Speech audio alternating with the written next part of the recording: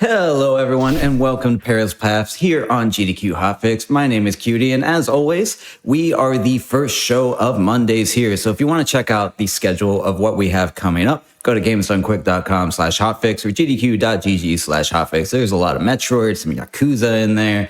I think we got Played Up later tonight, if I remember. So definitely check that out. There's a lot of good stuff. Now, before we get into what we are doing here today, I do have a quick announcement on the show. Don't worry, we're not going anywhere. But with the recent finale of Game Over being hosted by Regal, we've decided to fold Game Over's theme into Perilous Paths. So going forward, we're going to simplify our theme down, and we are just going to be the home of challenging and adventurous speedruns. Now, what does that mean? First off, we're going to keep doing everything we've been doing for the last little over a year. So Soulslikes, Roguelikes, Metroidvanias, adventurous runs, open worlds, difficult games. We're going to keep doing all that. And then we're going to add in the challenge runs, the things that Game Over is doing. So first off, that means games that are known for high difficulty, like Cuphead we had on last week or last show. It also means games that are being run on a higher than usual difficulty. So think Hitman run on Silent Assassin, Doom set on Nightmare, all of those kind of fun things. And then last but certainly not least, we're going to try to incorporate some challenge runs. So that could be games played on different controllers like an instrument. It could be hitless runs. It could be blindfolded, Kaizo, mods, whatever we end up with, it's going to be fun. Now, this is longer term, going to make the show have a lot more variety, have a lot more things that we can play with, and hopefully give us a little bit more longevity. I'm excited for it, but we're going to stick true to who and what we are. So don't worry. The theme and the spirit of Perilous Paths is not changing. We're going to keep doing what we've been doing. So let's talk about what we've got up to, or what we've got coming up today. We've got first up, well, actually, I should tell you the theme for today before we get started. We are looking at challenging or dangerous video game occupations, things that you do not want to bring up at career day at school. So we're looking at overlords, knights, drifters, and tomb raiders, all of those different jobs, very dangerous professions. First up, we're going to have Unicorn Overload any percent with Hammer Kick, followed by Shovel Knight, low percent Plague Knight with That Goes Fast. That's going to be a super interesting one, not very normal to see in a marathon setting. Looking forward to getting a little more exposure and seeing what that's about. Then we'll have Hyper Light Drifter, any percent with Whisk, and we will, of course, as I always find it funny to lead into the scenic route with a glitched run, we are going to do Shadow of the Tomb Raider any percent glitched. So that's what we've got coming up for today. Super excited. But we're packed, so that's enough for me. Let's go ahead and look at Unicorn Overload any percent with Hammer Kick and their commentator Finadar. How are the two of you doing today? Hello, I'm doing great, thank you. Welcome to Unicorn Overlord, a great tactical RPG made by VanillaWare. This is a game that usually takes like around 60 hours to complete. We're gonna do this under 25 minutes, pretty much. So, gonna be a fun time. I'm very excited to be showcasing this one with also Finadar on commentary. Hello. Hi, I'm Finadar. I'm a runner of this game. Mostly any percent. Haven't done it in quite a while, but on here to kind of try and explain things. Awesome. Right. Well, whenever you two are ready, if you want to go ahead and give us a 3, 2, 1 countdown, and we can get into it. Sure. I mean, I'm ready to go. Let's get going in 5, 4, 3, 2, 1, and go. Good luck. Have fun. Thank you. All right, so start the game off in the prologue here. And so first thing we're going to do is target Galerius, the final boss here, who we don't know is the final boss yet. But immediately what we do is we want to change our path to the right so that we avoid that guy on the top and we get our first battle. So the way the battling works in this game is pretty much everything is automatic.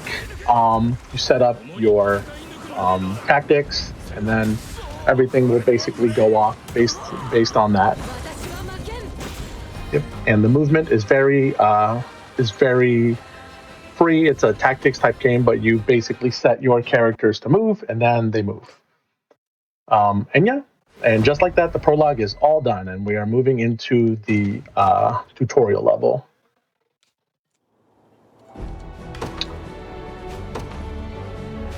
All right. Skipping through a bunch of dialogue, and all right, so we deploy units onto the battlefield. right? Got enemy units. We move our guys into enemy units to start combat.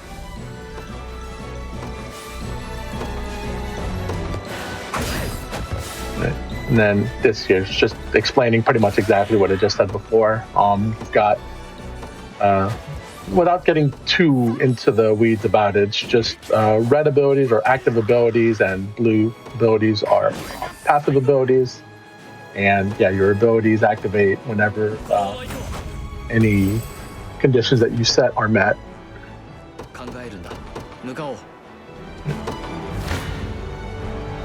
Okay.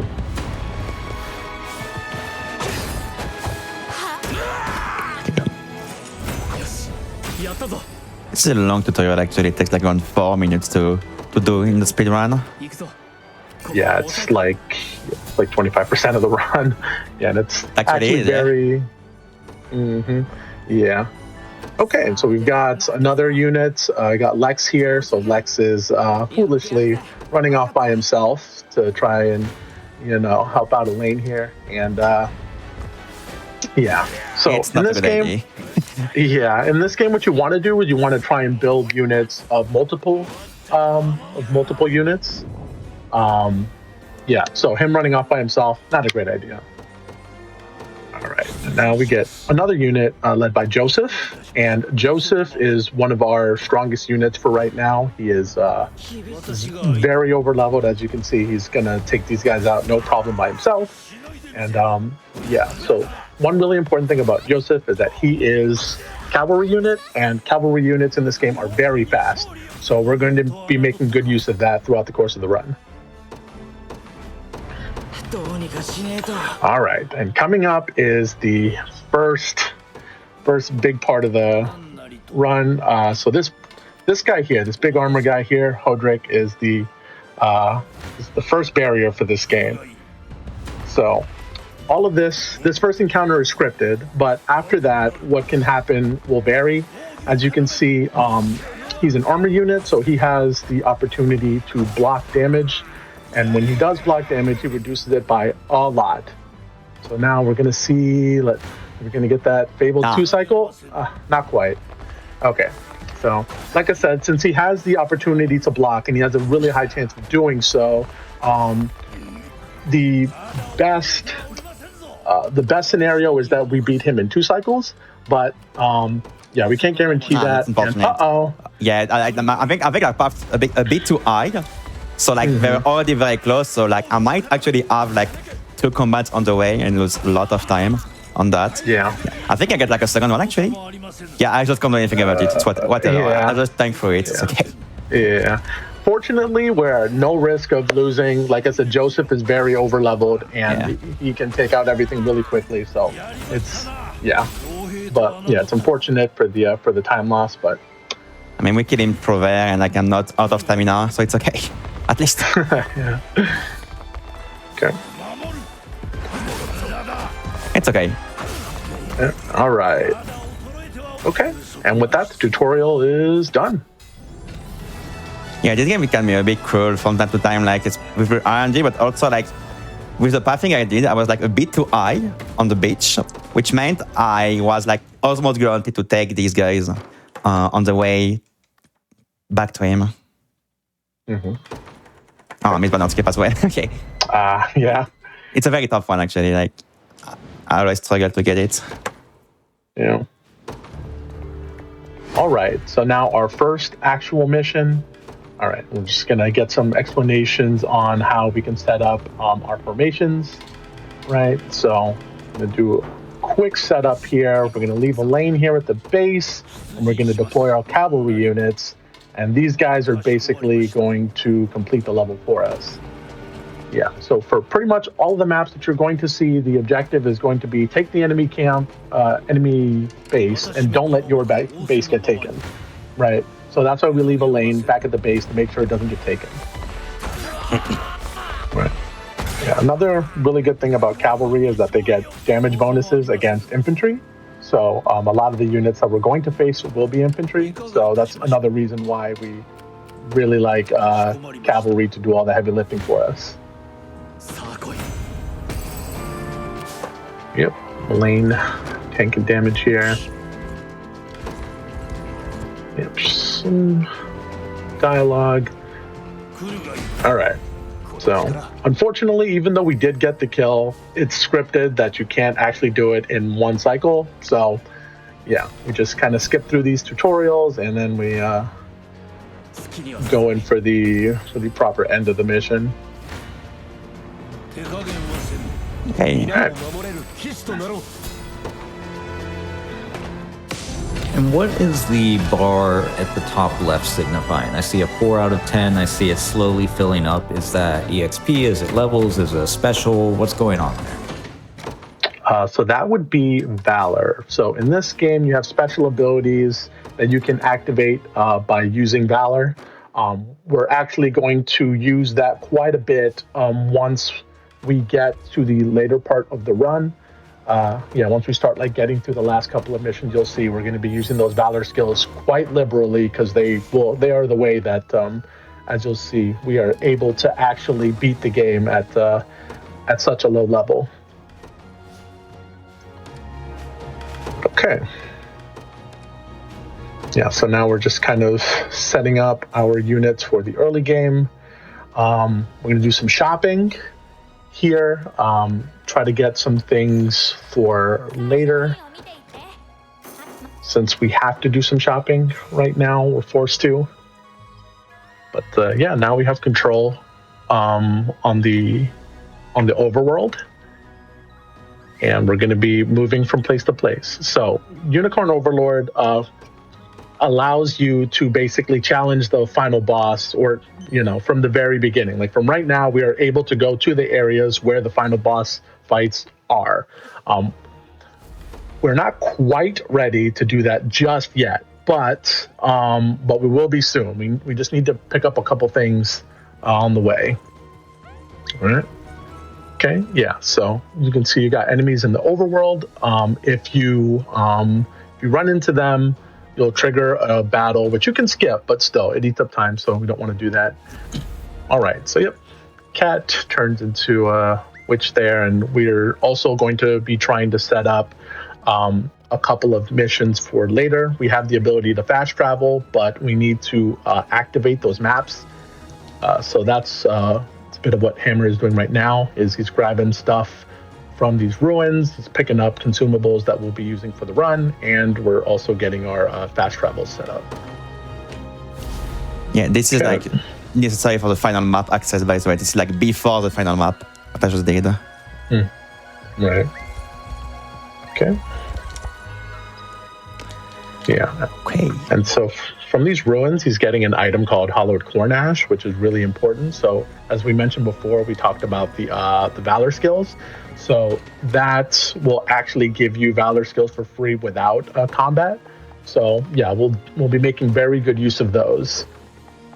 All right. And now here we're learning about tactics, but we don't really have to worry too much about that. Everything is set up for the most part. We'll do some adjustments later, but yeah, for now we're all good. All right. Okay, so now this is where we see our flyer units for the first time. So flyers are very helpful because they are not impeded by terrain. They can fly over walls, as you can see. Normally you'd have to like break down the door, but the flyer just goes right over it and we don't have to worry about it. Nice, 2 cycle. All right, so that is optimal. All right.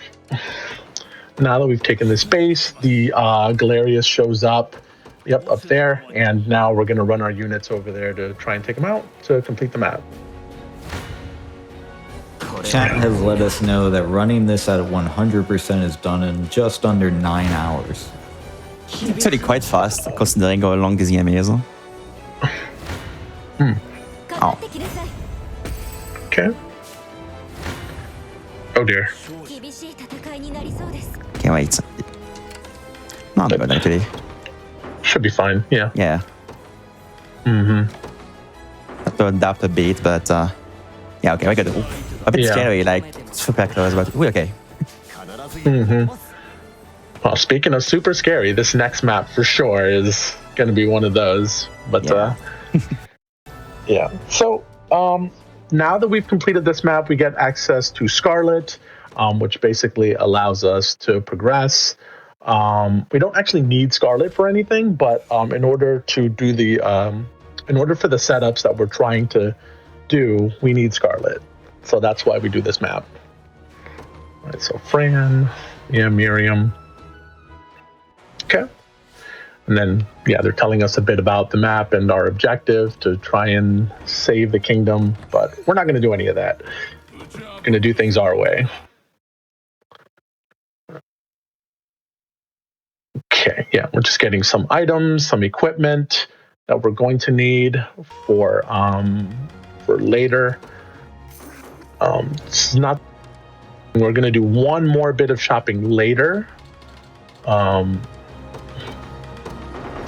we're just getting ourselves situated. All right.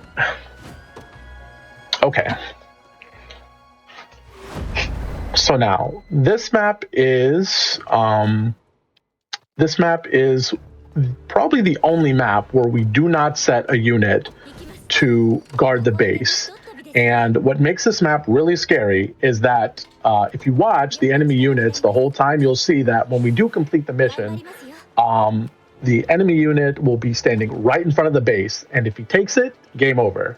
So it's a very tight map, but if your pathing is decent, then you should be absolutely fine. Be good. I got the extra turn, the item right above, but I think I'm fine. Mm-hmm. I am fine. Yeah, you're good. Yep. Mm-hmm.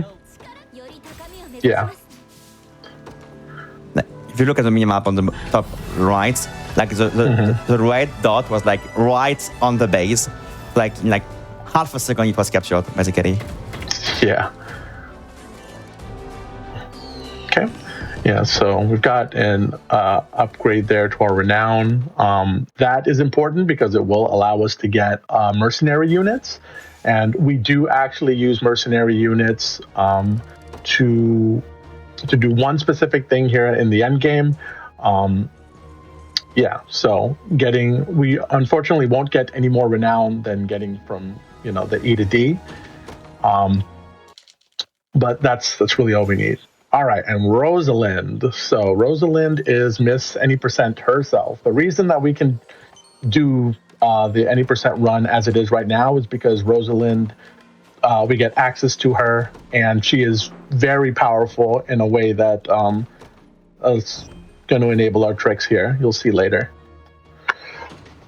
Okay, so Battle for Plum Parfum is a level 40 map, and check the levels on our units. You can see that we are nowhere near level 40, so I don't know, maybe Hammer made a mistake and walked into this map, but we'll see. Maybe he's got something up his sleeve. Alright, so I see we're buffing. Lots of buffs. Okay, so here is our first instance of using Wild Rush, which is a Valor skill. And as you can see, we cleared out 2 of the units on the map, and we're gaining a bunch of levels. And we got this guy really low, which makes it easy for us to take him out, and even more levels. Okay. So one important thing about Valor skills is that they do not take your character level into consideration. They take the stage level into consideration. So even though we're like low-level units, our low-level units will be dealing level 40 damage because the map is a level 40 map. So that is what we will be abusing in order to get leveled up. Okay, just gotta do some rearranging there, and beautiful. And now we have access to the final map. The final map is now unlocked. Yeah. Yep. So easy peasy. We've been. Okay. So now we're going to do one last round of setup here. We're going to do some shopping. We're going to set up our units for the final map. Yeah.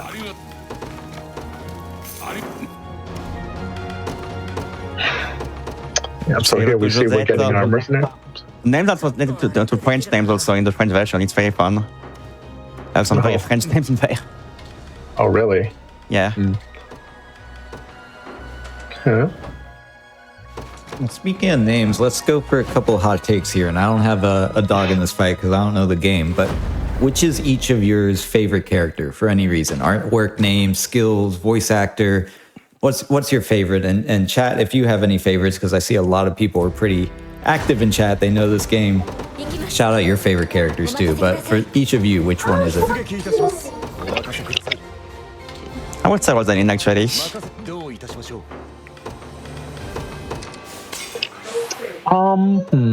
I guess I'll just have to go with Rosalind. I mean, Rosalind's a great character. Yeah. Okay. We have a consensus in the speedrunning community, it seems. I mean, what she brings to the speedrun. Okay, so we're getting some. Berengaria in chat. Oh, Berengaria is great. Yeah, for sure.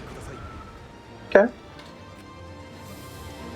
All right. So right now, we set up this.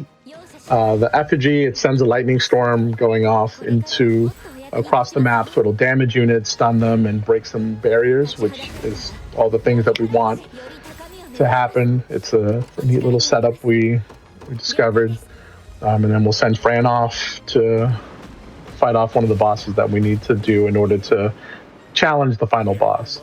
So we cannot actually complete the level without taking out the generals first. So yeah, that's what we're doing now. And yep, this is that summon. So the mercenary unit there allows us to summon units, mercenary units. We use the catapult here to take out these units. And then when these guys recover, we're going to use the ballista as well. So yeah, we make use of as much of the map elements as we can.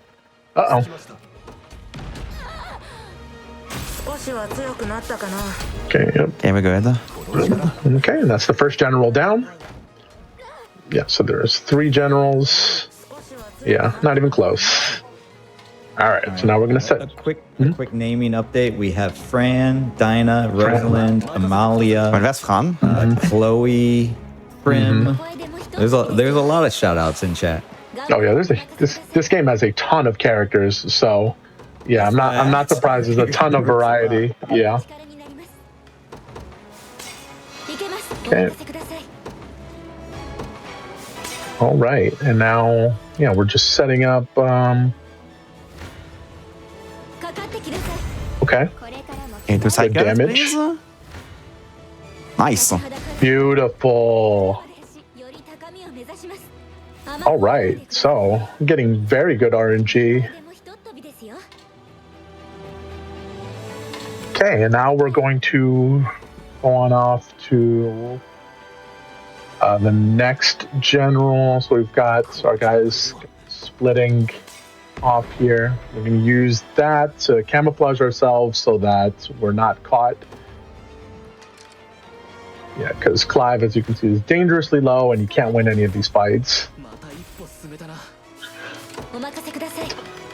Okay, now we're going to do some fix our tactics here, some buffs. All right, and then we're using those hollowed corn ashes to get some valor so that we have exactly how many we need in order to finish the map here. All right, 1 and 2 wild rushes. One cycle, please. Okay. It's not that big of a deal, actually. Okay. All right. All right, and then we quickly swap. Yep, and we use those mercenaries. There we go. And they will take out the general for us. And yep, now that we've taken out all the generals, the final boss is on the map, and we can Yep. Rush on over to him. Okay.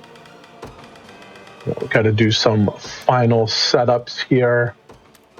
Yeah, so it's a lot to go over, which is why I haven't like really talked too much about the tactics and in depth, because anyone who's played this game knows that there's time for some a lot that goes into it. Here we go. Oh my god, that's a lot of damage. Okay, here's why this run works. So this is Raise the Fairies, which stuns the boss right at the beginning, and then Fran will go for a big damage, and then Rosalind will freeze again, and that's a stun lock. Galerius literally cannot play the game right now, and that's a great, oh my god. Ooh, beautiful. And yeah, that's it. No attacks from the boss. Yep. Yeah, so if you play this game casually, you know that he'll use his like stupid dark armor effect, which makes him like block the first 6 hits. Oh, beautiful. Nice. Time is coming up. And we get more cinema. And the big crit again. Okay, not this time. I got a Rosalind crit like 2 days ago, and I think that's it, yeah. Rosalind to finish the job, and time. Cool, what's my final time? The stream has to catch up, but probably about 22, 25, something like that. That's pretty good. Cool. Okay. Yeah. Awesome. Well, I know from reading the chat during that, I think you blew some people's minds. There was somebody that said it took weeks to get to this level normally. So thank you so much for sharing that. If you want to take a moment to share your streams, any shout outs, Discord, anything you want to let the good people know before we head to break, now's the time. Yeah. Well, a shout out to Finida for being there, providing commentary. A big thanks to him. Definitely. Been a pleasure. Likewise, yeah, thanks for having me. I did want to shout out the Discord. Yeah, if you guys want to learn how to run the game. A big shout out to Discord, actually. Like, I literally started running the game because all of you guys literally made this big doc, like literally explaining the entire run, like step by step. And like, it's the best resource available to just learn this game. So like, feel free to join the Overlord speedrunning Discord. There's a lot of people ready to like answer your questions about the run, and maybe just talk about the game, because this game is a big underrated gem of the tactical RPG. It's a very, very, very good. If you like tacticals, you need to play this game, like legit. It's very good. Well, thank you so much, both of you, for showcasing that. That was an incredible run. We're going to head to break for a few minutes as we get set up for Shovel Knight. And while we do that, speaking of Discords, if you're looking to get more involved with the GDQ community, you can join the official GDQ Discord and add the Hotfix role to stay in the loop on upcoming events, chat with staff, and more. So use !Discord. I'll throw that into the chat now.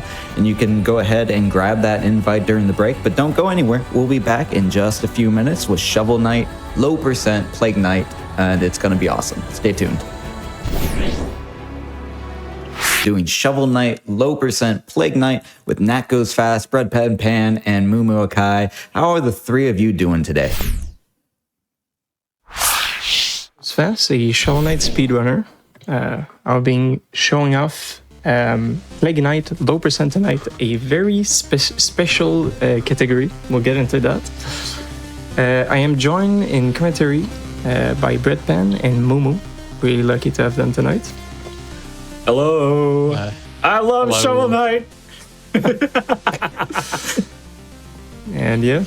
I'm Breadpan. I run, I guess I'd be lying a bit if I say I run present tense, but I have a lot of time in Plague Knight, specifically any percent, but Specifically in planes. Oh yeah. Hey. The top Breadpan is planes really runner. good at Plague Knight. I am. You say pretty good. I think current world record holder is pretty good. Yes. Yeah, all right. We can glaze me at the end unless Nat skips the credits. You should on run low accident. percent though. Yeah, not In which case I may survive. True. Yeah, I don't know, low percent. Low percent and any percent have a lot of overlap in terms of the stuff that you do, but I don't like the fact that the run could end at any second because I was like 2 pixels too far to the left. Some crucial differences. Do you want to explain the coin situation? Whenever you are good to go, just give us a 3, 2, 1 and we can hop in. Okay. I'll be ready in a second. Okay, counting you down. 3, 2, 1, go. Good luck, have fun. Thank you, thank you. Oh, much good luck. So, quick refresher for anyone not familiar with Shovel Knight. Plague Knight's movement. It's the platformer, but Plague Knight will mostly be moving by exploding. Holding the attack button will throw a bomb and then start to charge. And you can already see Nat not only flying, but avoiding these green coins. Let's go ahead and mention that real quick. This is low percent. You love coins. Why don't you help yourself to some? Each coin will add to percentage, and as this is low percent, we will be trying to get the lowest percent possible, which is 1. So, don't get any. We'll And try what my happens best. officially? That was actually really close. What happens in terms of the category? Do you have to get 1% for it to be valid, or if you get like 3%, it doesn't count? How does that work? It does not count. The most dangerous. The reason why the coins are the most dangerous is because everything else you can like avoid, and it's not really a big deal. Coins you cannot unget. So as soon as you touch one, if you want to remove it from your inventory, you need to quit the stage. That's easily minutes of time loss if you are deep into the run. You can technically That's do what I a mentioned item about if you're 2 low percent pixels. is a thing, but it would not be a total Naked low Plague percent is run. 100 times easier. Yeah. For the achievement that you get in this game, if you just don't grab any items or buy anything, basically, you're good. Obviously, the game's not going to force you to dodge these coins. American mind Ninja me. Warrior style like that.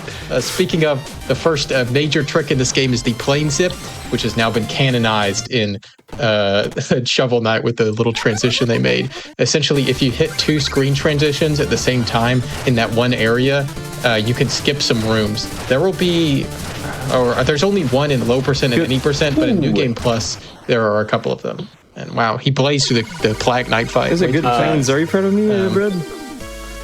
Yeah, that was. I'm That was practically super cut that fast, screen. minimal mistakes. Very, very good. Yeah, and Black Knight didn't escape. This guy is a sucker because he is the only knight in the game that suffers from knockback. So when you hit him, you become invincible for like half a second and then get knocked backwards. And you need to account for this by making sure you're always hitting him the second he regains invincibility.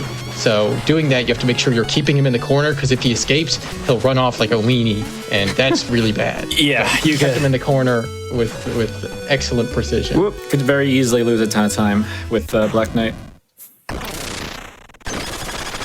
You got a quick glimpse at my worst enemy on top of the screen there, the blue man himself. Oh yeah, so that's our subtle foreshadowing of the run. Yeah, good job not buying anything, by the way. Thank you, thank you. Every time Nat finishes a stage, Mona will prompt him to buy something. Don't do it.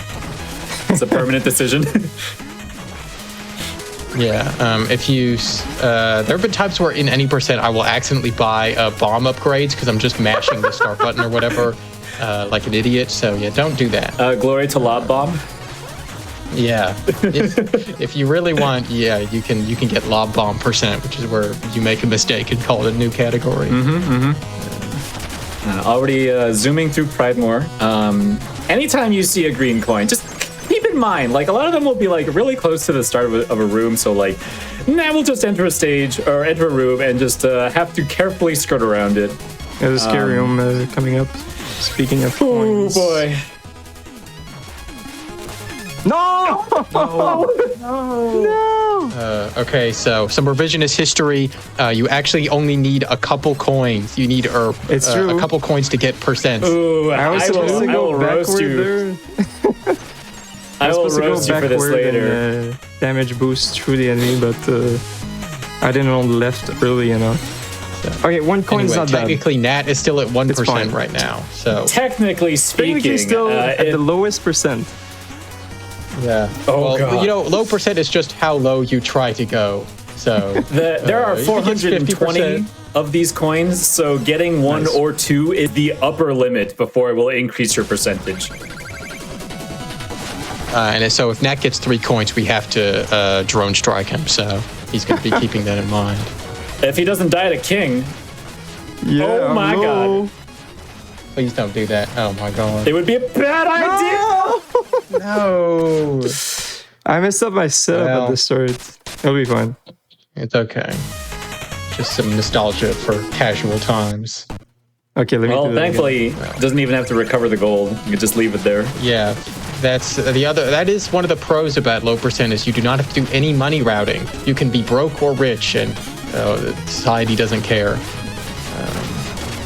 Well, if you didn't want any deaths, you're on the wrong show. That's kind of what we do here. Yeah. Well, Plague Knight is a very scary character. He moves very fast all the time, so it's really easy to just throw yourself into a chasm. I usually have more stupid health guy. for that fight, but since I messed up, since I grabbed a coin earlier, that's why I was a little low for the fight. But it will do. And now you said King Knight was going to be at AGDQ, right? Yes. And that's also going to be kind of a spicy category. It's a lot safer in many regards, but New Game Plus means Dan will not have access to as many checkpoints and will die in 4 hits no matter what.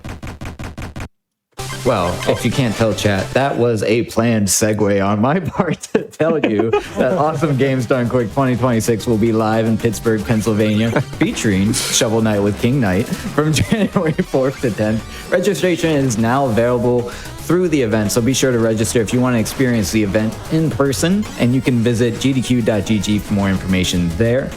I think if you take a look at the schedule, you're going to see a lot of familiar names, a lot of great games. You're going to want to be there. Don't miss out. So definitely take a look at that. Oh my god. Yeah, that coin is Come a lot of for fun. Shovel Knight because it's awesome. I wish I could commentate it, but alas, I don't know anything about King New Game Plus, and that seems like ultra complicated. So You did run the King Knight. already. Sorry, go ahead. Yeah, everyone spent a small amount of time running King Knight when he came out. Oh, this room is great. This is the frog. Oh, we skipped over Jeremiah, but whatever. I actually got good frog RNG for my marathon run. That's good. Oh, nice. Very nice. Well, the frogs are really annoying because their movement is just random enough to throw you off, and you often need to navigate them in really tight spaces. So that was really good adaptation by Matt there. There are several coins in this room that are, kind of in the way of not only the fastest route, but like the only safe route. Nice. Ooh, and this fight will be fun. I get to talk about this. Oh my god. So, Spectre Knight has an interesting pattern where once he gets halfway through the fight, he teleports to a random location. However, if you are a god gamer, you can actually just kill him before he gets to this point. So if you're exactly one of two people, aka me or Nat, it's okay. Not bad, not bad. Got it? Good backup. Ooh, Okay, very so nice. we did skip the second teleport. In my books, I would call that plenty good enough. It's like 80% So good. For years and years, we did where you just hope that he teleports near you. It's a 50-50%. And then we took the L's if not. But when the task came out, I forgot the name of the tasker, but he found a strat that allowed you to basically kill him or basically manipulate him so he does not teleport.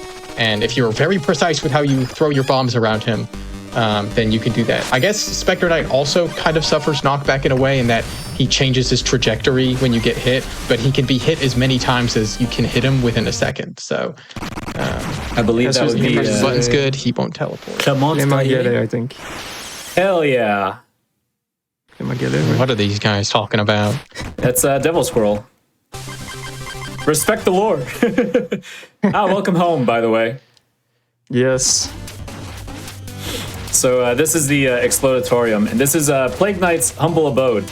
And to make life so easy for himself, Plague Knight littered his own lab with these coins. Yay!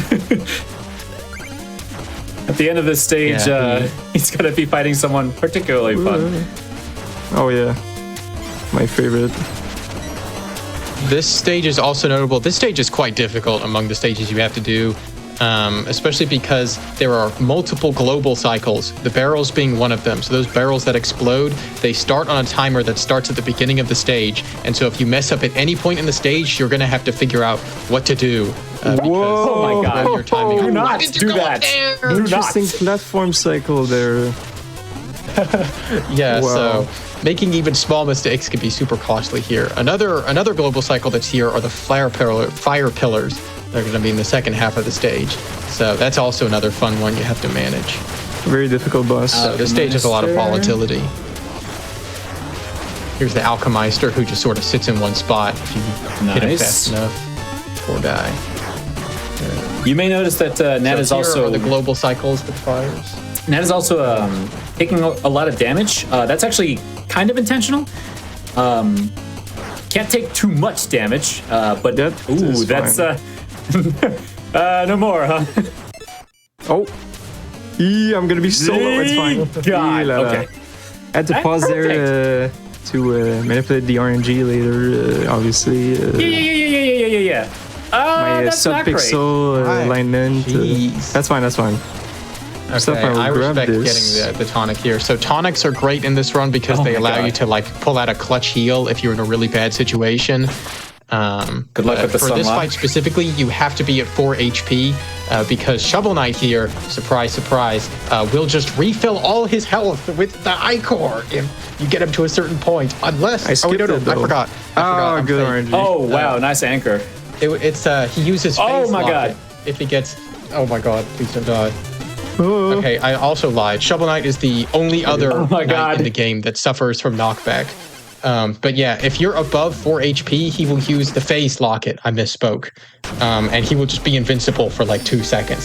So we don't want that, and we want to stay below 4 HP so he doesn't just run away and be invincible the whole fight. But yeah, this fight has a lot of other things that can go wrong too. Like this fight is a huge wall in a lot of runs because he can be such a pain. Usually he cooperates and The he best doesn't way to- throw me an anchor there. I actually just got Yeah, unlucky. if there's a random chance, he'll just throw an anchor at you and he'll escape. But the most secure way to keep him in the corner is just to mash as fast as you possibly can. Yep. Runners will typically bind multiple buttons to attack so that you can mash like as optimally as possible and keep him there. Oh, still making the unoptimal choice. I see. Oh yeah. No, he's doing the awesome route. Oh where he my does God. mold The first. reason I'm going to the stage first is because I messed up my splits and I didn't want to change them. I actually lose 0.5 Because this was- second. Yeah, this was his way of showing that he was actually plagiarizing me. Because Oh my God. Oh, I'm gonna shut my mouth. What are you for a second. doing? I'm gonna shut my mouth. Okay, Those we are live. decisions. that's We a live. little weird backup there. That's fine. Excuse me, sir. Anyway, This is the speedrun at police. one What are you doing? A long time ago in a galaxy far, far away, there was a random encounter on the map that basically forced you to go this route, except they patched it out. Thank you, Yacht Club. Yacht Club That's is amazing when it comes to making Oh, right. this game. That was the much original reason easier for doing everyone. that. Yeah, I didn't just do it for fun. I just did it and then I didn't stop doing it. Anyway, it's only optimal to go treasure first for map movement. Oh my God. There's a little low there. It saves up what I think is like a third of a second, so it really doesn't matter, but it is fun to talk about. I appreciate that you stopped and landed for a second. Thank you. Yeah, I wasn't sure I was gonna make it.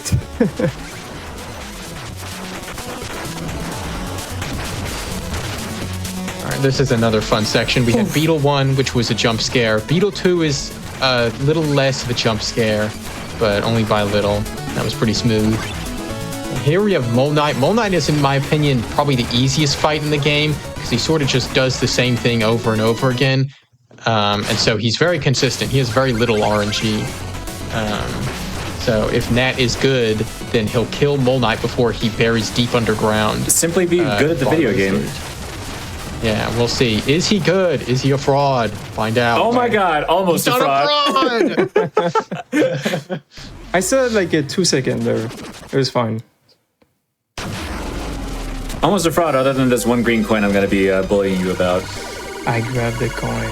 Oh yeah, I guess quick lore. Throughout the game, for each of the bosses, Plague Knight is collecting all of their essences. So we need to kill each of the Order of No Quarter and get their essences for our girlfriend or whatever. Trying to And make one the green coin. Pepsi Max, right? Exactly. I was told we were going to make soda. Oh yeah, this is his quest for a Pepsi. So I hope you guys like that.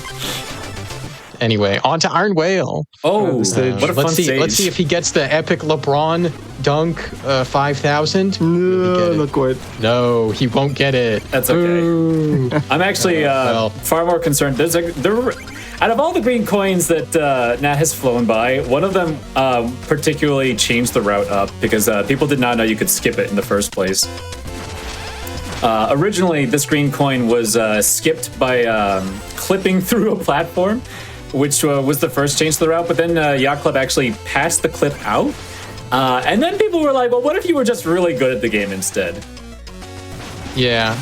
The other thing about that trick is that there's another global cycle in this stage that you'll see later on. These platform missile things will spawn and shoot off at, again, just when you start the stage, that's when they start firing. So you have to sort of work around that. It's not nearly as impactful as like some of the other global cycles in this game, but especially for this category, it's something you have to watch out for. Because this is in a room where those like platform missiles are shooting off. Here's a little bit of a fun fact fish here. There's 2 coins in this auto-scroller, and I grabbed a coin in one of my runs. It was a good pace. I went straight into a coin. Please do not grab the coins. Okay, here the fish is swimming. So this is actually the 420 fish in an amazing reference to the 420 coins you get in this game. Right. Wow, that was a great fight. I think he missed one bomb, but yeah, if you have to position yourself in a very specific way to sort of account for his random movement. Here upcoming, we have our fun coin skip. Can he get it? No, not quite. Okay, no coin still. Don't grab the coin here.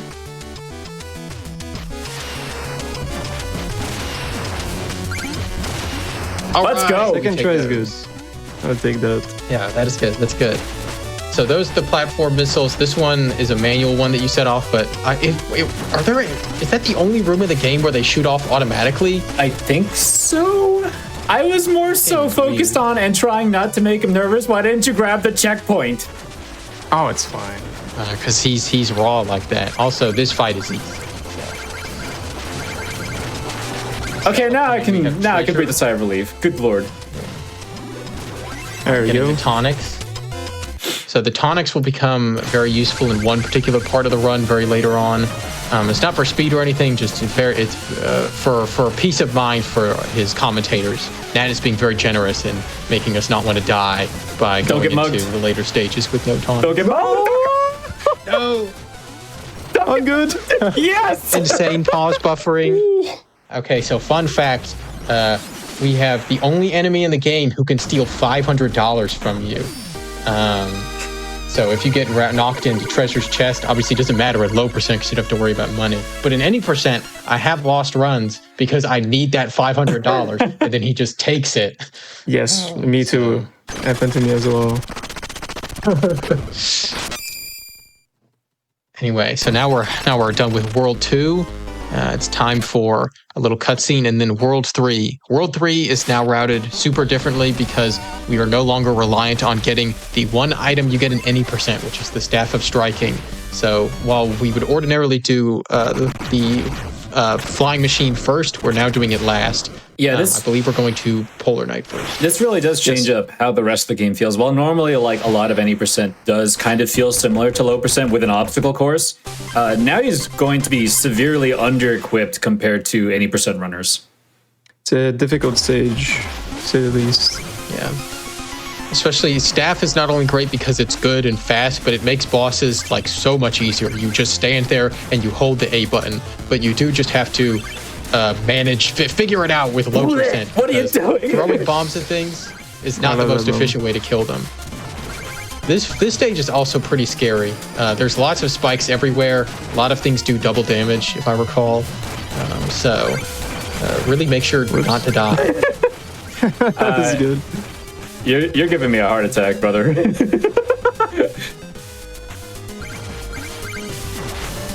Cool. Cool. Cool. I forgot where I was going with this. That's a scary This stage is also one of those you do so many damage boosts that even though you have automatic health upgrades. Shout out to Bread Pan. Let's see if you get. Oh, So this is a little strat I came up with, so you can Nice. just use the invincibility to get through these Vikings. Pretty nifty, pretty genius, if I do say so myself. But yeah, one of the nice things about this category, or this knight specifically, is that you get automatic health upgrades. So you are required to improve your health. Oh, which is really my God. nice, given that the later levels are really hard. So that especially comes in clutch here. So you can see Nat has already taken 8 damage, and so if he was at base health, he would be dead by now. But that's one of the nice things about this knight. So in 2 rooms, he will be fighting Polar Knight. Polar Knight is pretty tricky, especially without the staff. Oh my God! Oh my God! Yeah, this room is really scary. Awesome. You were killing it. Thank you for grabbing the But checkpoint. this knight spawns spikes when he does his little shovel thing. So this is one of the few fights in the game who can instantly kill you. He's also kind of tricky because he spawns snowballs that block your ammunition. And sometimes they do things like that where it looks like it really should not have blocked your bomb, but it did anyway. Kind of missing a lot of how he damage. This is a little scary, just because this is the part of the fight where it's like pretty perilous not to have him dead by now. And you have the spikes on the ground as well, which are a little bit scary. I did not mean to title drop there. It's just literally how this run goes. It I was gonna let it slip by. I was gonna be like, I'm not gonna point that out. was but- not intentional. What are we, some kind of perilous paths? But Ben, you're fired. Next up, I believe, is Tinker Knight. We got so Tinker Knight is a my fun good friend stage. first before that. All right. Oh, I forgot. We have our friend. The beloved second Black Knight encounter. Yeah. Something that we This guy is awesome. didn't really... Because he's just the same as the first fight, except he has more HP. So, bravo. Something that we didn't really cover the first time around was it's not too bad to stunlock Black Knight in the corner the first time around. This time it's much worse because Black Knight is much less forgiving on being able to keep him juggled with bombs. Yeah, and his movement is like just random enough that you have to account for like a ton of different positionings that make this really awkward to fight. Man. Sometimes you just have to do what this is, which is just kind of throwing bombs at him until he dies. Ideally, though, you position yourself perfectly and keep him in the corner, although he can just randomly jump out sometimes. So yeah, this fight is kind of obnoxious. Yeah, it's pretty difficult because like it is technically manipulable, but like how precise you have to be with your bomb throws is It's pretty very rough. precise. Yeah. And as you can see, Percy is the horse has eaten Mona, so unfortunately our girlfriend is no more. I will not refute Anyway, that. Tinker is next. So Tinker has a couple of things going on. There is technically one global cycle. Funny enough, it is these rats. These rats move back and forth on a global cycle. Who knows why, but they do. This is important for exactly one room, and it only kind of matters. I did not know that. Yeah, fun fact. But this stage is honestly pretty chill for a late game stage. It's like half auto scroller. You know, you say that, but I did 100% at GDQ. This is not a chill stage to me, especially this room for Okay. Nat right now. Well, you're biased because you have to play like 3 times the game. If you just ignore everything, then this stage is awesome. Oh, yeah. Especially this lovely room, right? Oh yeah, so sign daggers are another part of the stage that are pretty awesome, derogatory, in that they move randomly, and sometimes they will just spawn out of nowhere and instantly, will knock you into a pit and instantly kill you. Oop, here's a fun auto-scroller skip. This one's not too tricky. Oh, he skipped the platform. thank I don't know God. why he did that. That's not very safe. But we're out. We're through. That rat is fun. So that's the one rat who kind of matters when he's going back and forth. But other than that, this stage is pretty consistent. So we're about to hit the next auto-scroller, which gives you a free tonic and some time to breathe. This is a great point in any percent where you can be like, Don't grab coins, please. because after this, it's all downhill. They're especially obnoxious in the base game Shovel Knight because your movement is obviously way worse. Nat! So if you're there are plenty of times where you're just like climbing up a ladder or something, and then it just appears and kills you. It's like, okay, awesome. You must specifically know that my particular joy in auto-scrollers is shenanigan swag in categories where it doesn't matter to grab everything. I love shenanigans during those scrollers. I wish. Oh, that is one of the awesome things about New Game Plus is you get to dance. It's during true. auto That's scrollers, true. I believe. So coming up on Tinker Knight. Tinker Knight actually does take double damage and will die in 10 hits, which is pretty convenient. Very, very He random. has half the HP, so you're thinking, wow, man, this guy sure is easy. Nice kill. Is he stupid or something? Oh my god, the floor broke. Yeah, but then it's like, well, I'm his basement. What am I supposed to do about that? Suddenly he appears. And this guy, so now he has 30 HP, or including his phase 1. So you have to stay up here and just try to kiss him on the cheek as many times as I was you missing one possibly bomb. Nice, that was a he good will use back of into the wall at certain thresholds. This is a pretty good fight. Ooh, We got 1 hit left. nice. Almost that's got the one pretty cycle. Pretty good. It's actually pretty funny coming that, up- with how fast Tinker Knight backs up and moves forward, if you burst, he'll fly into the explosion. Yeah, the burst is sort of just like I mean, it makes sense. It's basically just a fart that you spawn, and then if someone walks into it, that's a skill issue. please. It's a very well manufactured explosion. Yeah, my bad. Anyway, so coming up is a stage of many names. Yes, the dying machine. Dying machine. The yeah. dying machine. So this is another stage that is pretty reliant on global cycles. Coins. There are going to be fans that start the second he starts the stage. No, No! Hold on. Excuse me, Does sir. not count. That's a violation. If he could have grabbed any coin, I that's still not have a bad one. coin to grab. But the percent. Cool. Anyway, so there are I'm not sure how you manage it in low percent with this stuff, but there are fans that are blowing throughout the level. Not these. There's ones that turn on and off, and these it sort of changes how you go about several different rooms. And this is just super precise. There's a Jawa. So Jawas are They're propeller meanies. Oh, my bad. I'm gonna get sued. Anyway, these guys are great. Totally not hated by the whole community. Oh my with how, god. like weird their movement is, and the fact that they will just also blow you into spikes, blow you into pits. They Nice. put themselves in your way as annoying as possible. And here we have the dinghy dropper. You just sort of throw stuff at it until it dies. How much to... This is the case with many mini bosses. Oh, nice bomb. Get me in there. Okay. And so here we are passing what would be the only item we'd get, but since we're awesome, we're not going to get that. And coming up, we're going to hit the triple Jawa room, which is even more awesome and low One of the percent. most notorious propeller meanie rooms. room. Yeah, so I'm going to hold my breath. Please don't get. Please. That's good. Thank you. Thank you. Thank We you. are gaming, and here's another breather we get to have after that incredibly, maybe one of the most stressful rooms in the game. You know, I usually like to compare doing commentary as being in like the passenger seat. It's normally a pretty chill experience. Not for this run. Yeah, but if say the driver were to sit on their phone for a couple of seconds, you'd be kind of screwed. So yeah, don't pull out your phone now. Are you gonna release these green Anyway. coins? No. Oh, I forgot that they're in. They're in those bricks. You're gonna just leave them there. Wow. I can't believe this.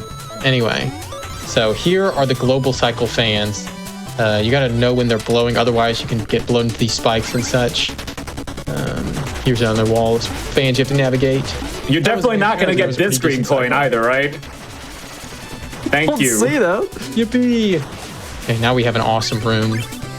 Oh, a little too late. That's This is a okay. really That's not- awesome that's room not- now, huh? That's all right. That's all right. That's all right.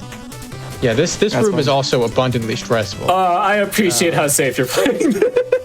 I can't Because go ordinarily you have to faster. cram yourself into the spiked ceiling and that little block in order to make the optimal cycle. But you know what? We also take not dying or hitting a coin. Thank you. That works. So coming up is Propeller Knight, who can be kind of tricky. He dances back and forth. No randomness, fortunately. Thank you. But if the fight goes sideways, it can go pretty sideways because, as you can see, he can fly. And if he starts flying away a lot, that's pretty bad. I was actually really confused the first time I saw this kill, and then I realized this is actually really smart Yeah, because so this we is wanna still getting the keep quick him- kill. Yes. There we go. That's nice. Yeah, and so he flew to the corner, but he stayed there. In any percent, that's the corner he flies to, and that's the corner you want him to go to. The corner he flies to is kind of based on your and his positioning. But if you're good, like Nat, then you can keep him in one spot and make him stay there. Yeah, everyone should be applauding right now. Nat is doing some like crazy technical stuff here. Not too bad. It's low key. Yeah, it's low key a shame that Plague Knight goes so fast because there's like a lot of stuff that's going on simultaneously. It's really hard to keep up with. Oh yeah, now the part that I'm weirded out by, we're getting this cutscene now and not after Polar Night. Yeah. So anyway, now that World 2 is completed, we have all the essences. It's time for us to go find Mona. The Pepsi Max. So we gotta delicious 21 flavors. Yeah. Yeah, before we can publish this secret recipe, we have to go and find Mona, which is behind a couple of very awful stages. They kind of shove like a ton of coins in these last two stages. Lots of scary coins coming up for sure. All of them are like specifically engineered to be positioned in such a way that if Nat gets hit and falls, he's probably going to fall into one. That's on purpose. Yeah, so in this next room, he's going to have to be very careful. If he falls, could be bad. Okay, we're good. That coin is pretty hard to get. This room is terrible. Thank you. All right, we're good. Nice. And here, wait, do you do Crusher Skip in this category? Yes. Yes. Okay, so this Crusher is going on a cycle that it can be barely squeezed under in a couple seconds. It looks like no coins get in your way, so looks like the any percent strat works the same. So here's the fun part. Gonna see if he can time his bursts and his jumps just right, and he does. Very textbook, very nice. Oh my god. That barrel is technically on a global cycle, but it seldom matters. Another thing that's on a global cycle, funnily enough, is these chandeliers. They bob back and forth. Didn't really matter in King at all. Matters a little bit here. Thank you for not bursting into spikes. Why did that guy just do whatever? That was weird.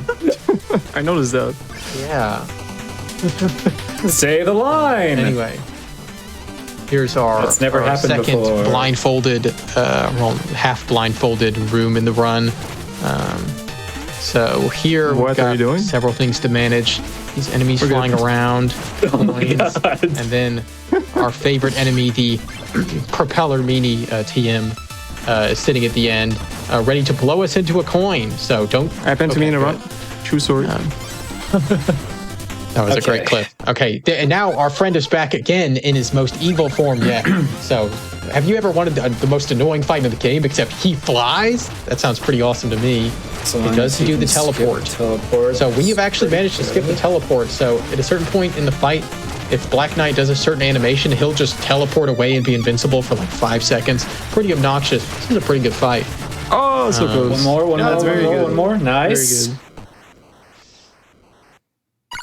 So that was pretty good. But yeah, this fight is made way easier with the staff during the part of the second phase where he stops suffering from knockback, and you can just start hitting him as many times in a row as you want. Yeah, that fight is super. That point, he moves around super erratically. That fight is super atrocious, especially without the staff. With the staff, you can literally just do lob bomb staff repeatedly. Without it, you're just like literally at the mercy of his desire to make your life awful.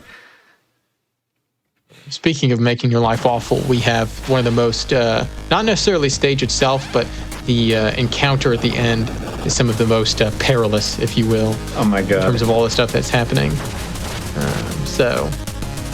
What's this room like? This room is like, I don't like that you did that burst. All right. Why did you skip the checkpoint? It was forever. All right, not bad. Okay, coming up, we have the Mario Maker room, which is called that because it looks like a 12-year-old made it in Mario Maker, so we like that. A runner fan favorite. Us taking damage here. Yeah, us taking damage here is not so bad because foreshadowing, we're going to have to do our fun health trick again to account for a certain boss. So here's a fun coin. Thank you. Scariest coin in the game.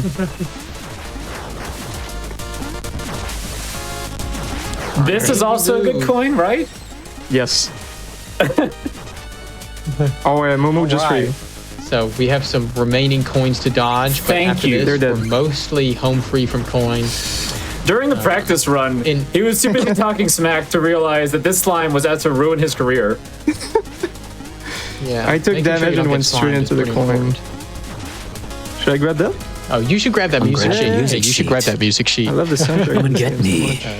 That also adds percent to it. And that one would add a whole lot more than 1%.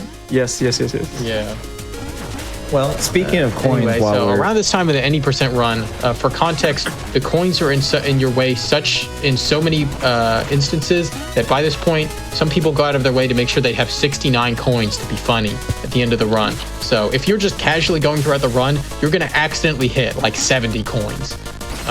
So it just goes to show how much you have to change your movement from any percent to low percent to keep your percent low.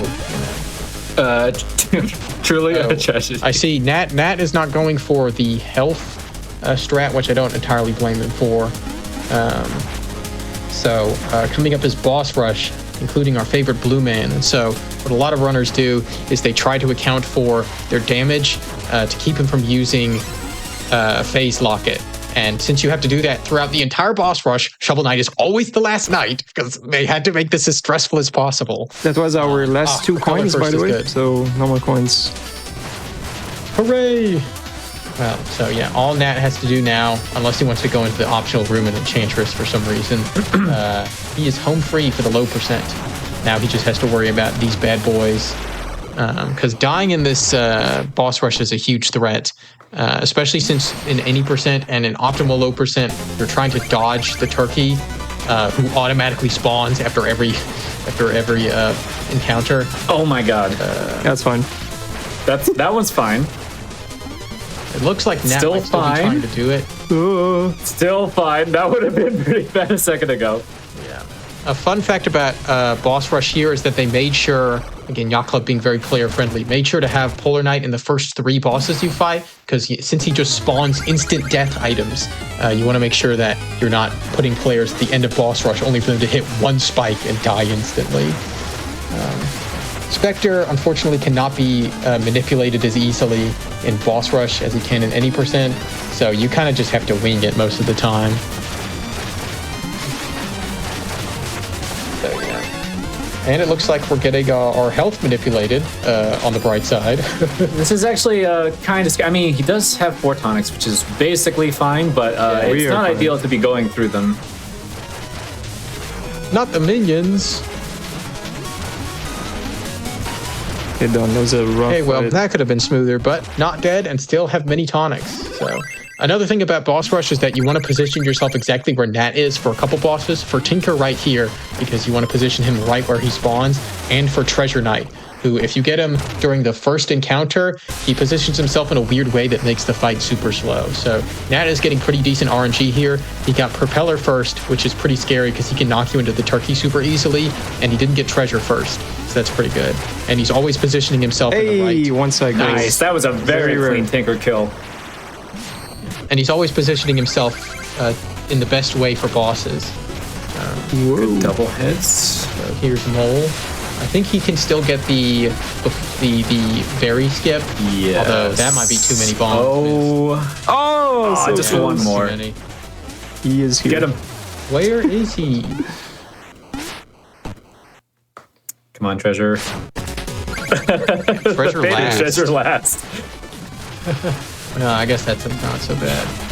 Although Treasure does do a lot of damage, so if he does a bunch of damage to you during the fight, that's something you have to take account for. King Knight is kind of awkward. Yeah, a lot of these fights are just really awkward because they spawn in different positions depending on where you are. That's why Nat is trying to put himself in the position he is in. Yeah, good use of bomb throws to get him to a good spot to start the fight.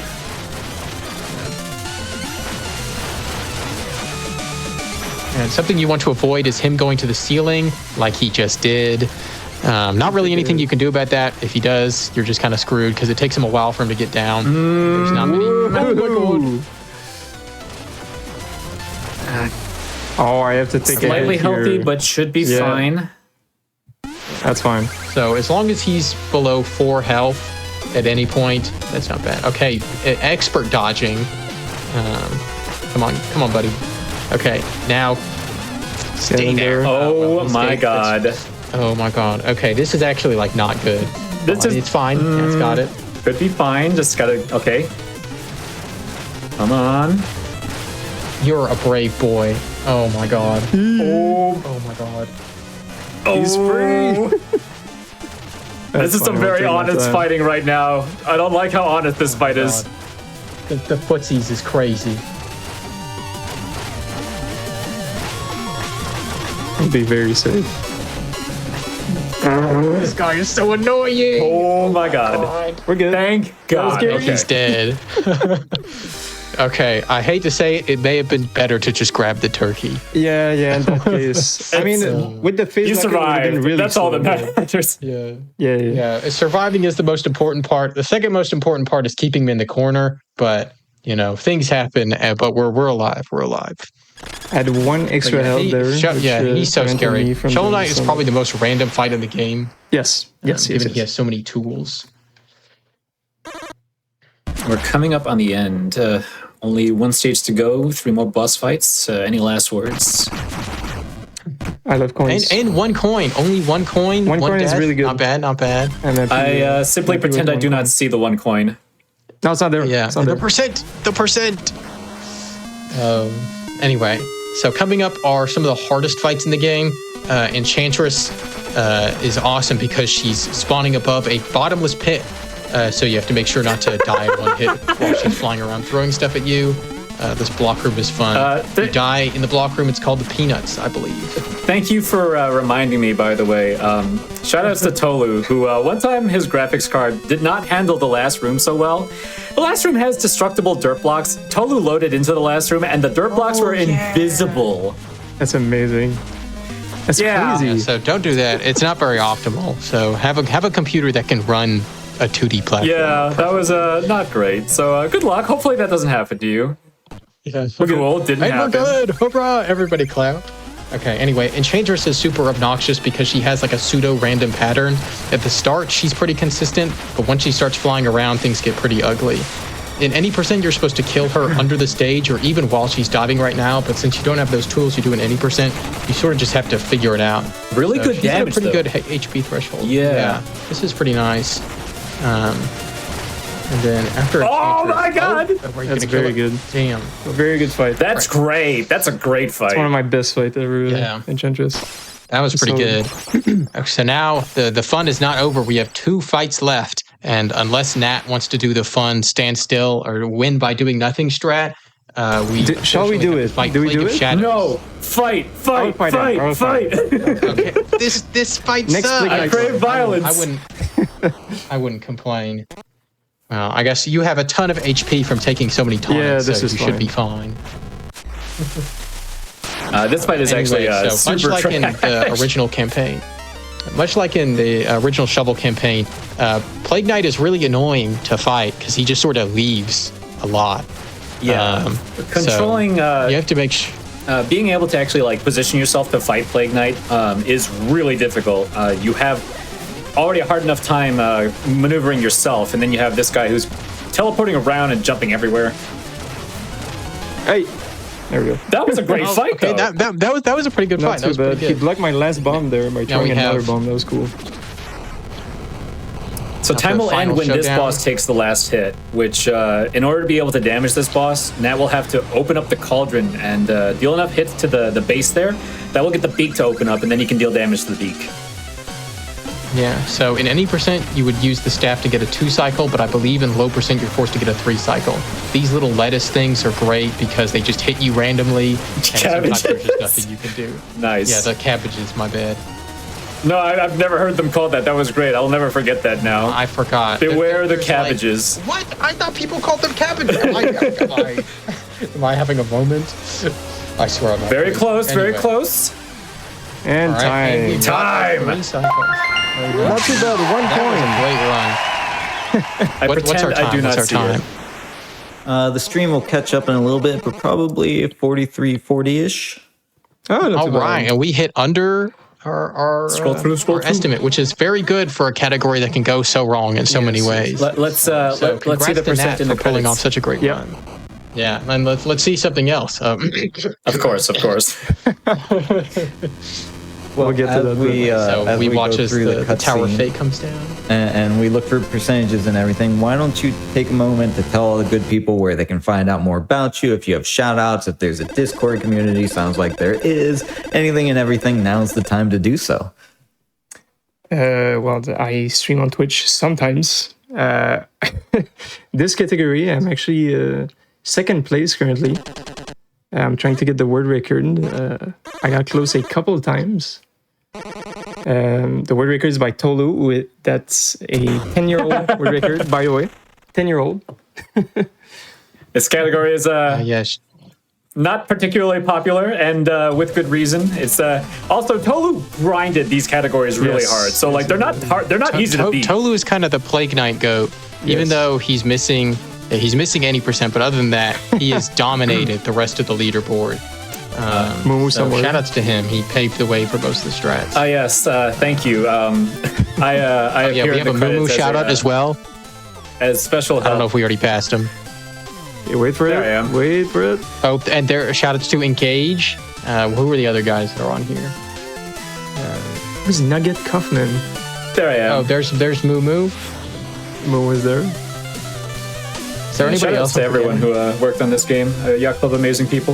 Hey, who was that? There's Red Pan. Who could that be?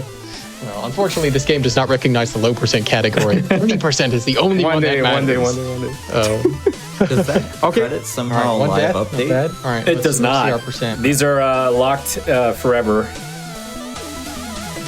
And 1%. 1%. The lowest percent possible. It still counts. It still counts. Technically okay. I would not allow this, but Yeah, 1% is the lowest percent. However, we are a corrupt organization, and we will allow our favorites to sneak in. If you want to join in some wacky shovelry, the Spade Brigade is your Shovel Knight speedrunning Discord. We still have strategies. We still have people who answer questions. I will gladly get you started if you would like to do speedruns for any of the major categories, or if you would just want to make up your own. I proudly sponsor and enable anyone who wants to do their our own category category. extension Do Plague board Knight. is great. Plague Knight is better. Yeah, do my Plague Knight. message. We if you have don't run a Plague Pet the Knight, Dog I kill category. you. We have the Fastest 5 Tonics category. We have Dirt Pile category. You want to run this game? Please come on Anything you down. Yeah, we love our meme category. Yes, you're really good. Anyway, Awesome. Well, thank you all yeah. so much Thank you for watching, guys. Thanks for having for me. showcasing that. You guys Thank you, Red Pen and were, Mumu. that was incredible. That was a whole vibe. That was a whole thing. You were killing me. We're gonna take a quick break as we get set up for Hyper Light Drifter, which is with Whisk, if I could talk, who is the current world record holder.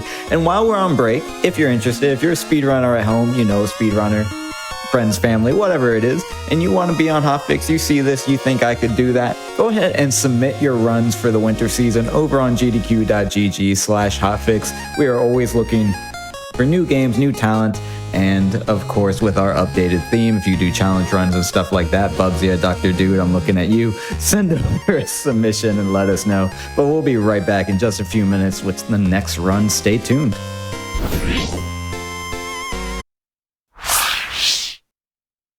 Hello, everyone, and welcome back to GDQ Hotfix. This is Perilous Paths, and we are in the middle of our show featuring some amazing occupational-based games. We've got an Overlord, a Knight, a Drifter, and, of course, a Tomb Raider. But we are moving on to the Drifter part of tonight's evening. So we are going to be doing Hyperlight Drifter, any percent new game, no major glitches, with Whisk, who I believe is the current world record holder, and Spring Sylvie. How are both of you doing today?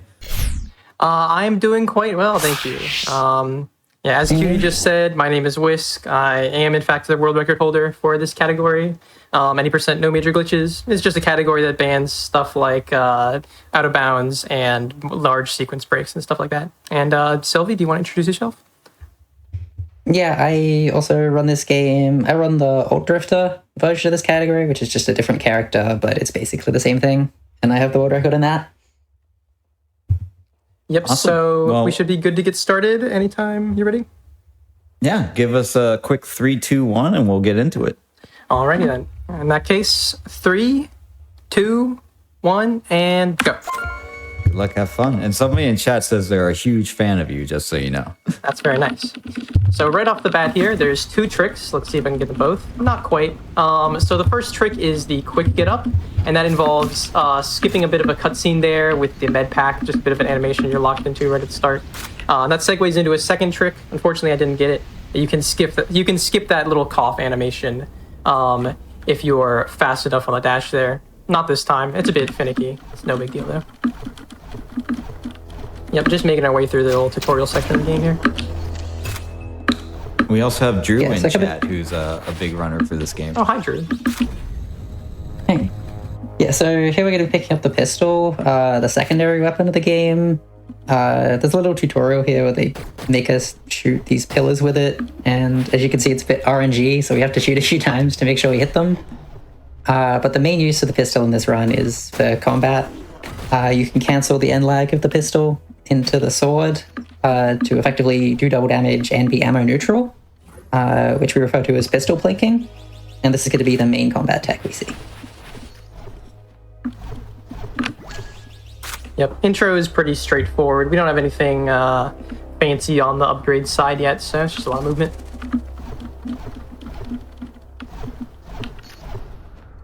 You gotta watch out for these stairs though, especially on keyboard and mouse. They're kind of jank to get around. And then right here's another cutscene skip. You just dash around the trigger by going down there. Quite simple. And yeah, that's intro.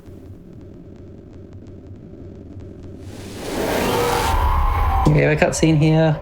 Yeah. Thank you. Normally extremely loud and can have audio glitches associated with it if you like quit out during it. So we allow like an edited audio file that makes it silent for speedruns. Yeah, I was about to say thank you to Sylvie for telling me about that like a couple days ago. I had been suffering running this game previously with that audio glitch, but thankfully I got it cleared up. Yeah, so just while we have a little bit of downtime here, the main movement mechanic of the run is just going to be our dash. We can dash up to 3 times before having to wait for a short cooldown. And it's much faster than walking, but we refer to it in the community as a slow dash in contrast to an upgrade we get later that makes it even faster. Oh, not this time. You can get that map a little faster if you dash during activation. That's a tech you see a bunch is doing interactions alongside dashes at the same time. Another one there is pausing after you hit that warp pad just to skip a little pulling up of the map that it usually does. Dog. And then coming up here is a pretty simple arena, although I'm not going to be fighting it. I'm going to hopefully be skipping it by simply dashing around. Although the enemy RNG can make it a bit finicky, so let's see. Good RNG this time. Oh! Alas, there's no accounting for human error, but it's alright. I got there in the end. The game loves correcting your dash to stop you from dashing off platforms. But when there are certain like precise dash sequence breaks, it loves to just not let you dash there if you're not standing in perfectly the right spot or at perfectly the right angle. It's a bit finicky. We're gonna skip another cough here by just dashing around it there. And then while we just have movement for the next few rooms, I'll explain like the main tech involving slow dashes, which is you can reset your dash counter back to 0 by dashing into a ledge and then getting pushed back by the ledge at the end through the game's like ledge autocorrect system. And this lets you do more than 3 dashes in a row before waiting for that cooldown, which is a fair bit faster when we don't have any upgrades. Yep. And then during this movement section here, I'll just take the time to kind of explain how the overall route of the run is going to work. There's 4 different cardinal directions we can go in for areas. For each of the cardinal directions, and we're going to be getting 4 modules in each area and fighting a boss to get the pillar of each area, and that's going to allow us to beat the game. So yeah, that's what we're mainly looking out for here in No Major Glitches.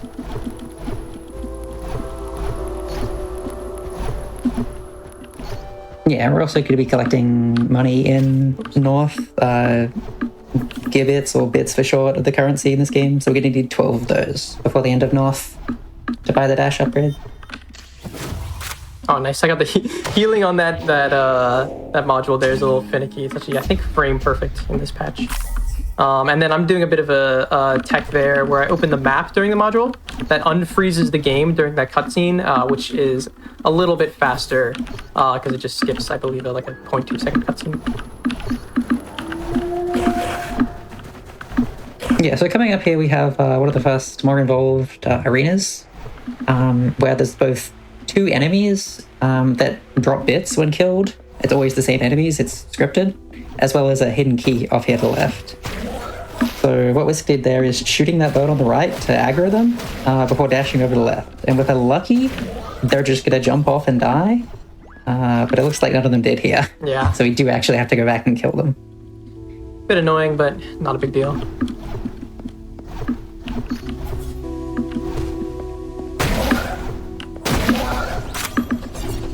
Yeah, pretty clean. Honestly, If not they're that in slow RNG. even regarding the RNG. Yeah, we're collecting these bits here in North for an upgrade that we're going to be using for like the rest of the run afterwards. So it's a bit slow to collect them, but it actually saves a ton of time overall.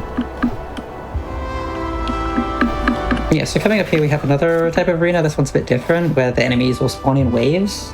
So there's not really any RNG. They always spawn in the same spot at the same amount of time after the previous enemies have been killed. So it's pretty much just down to memorization, and a lot of the arenas in the game are like this. But there's also going to be a little trick we do at the end of this arena where there's a small victory animation. It takes a second or two. So we're actually going to manipulate this enemy to damage boost us out of that animation. Yep. I did do a little bit of a teleport at the start of that arena. You can sometimes store your movement into cutscenes like that. Oh, it's a little bit finicky. And then Yeah, it only works in that arena. We have no idea why. yeah, I don't have the. It's just very strange. Yeah, coming around here. This is a detour for another module, which we need 4 of before the boss, and also some extra bits. This bit is a bit slower RTA, but this game is usually run with load move time, so that's why I get that one. You can see there another one of the mid-dash activations. I was like way away from that elevator, but it just teleports you to the elevator when the interaction is done, so it saves a bit of time.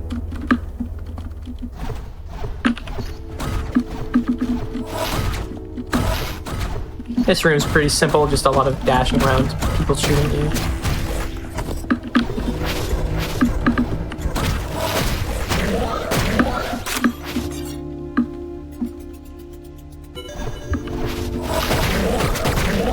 Yeah, we're gonna grab this module here.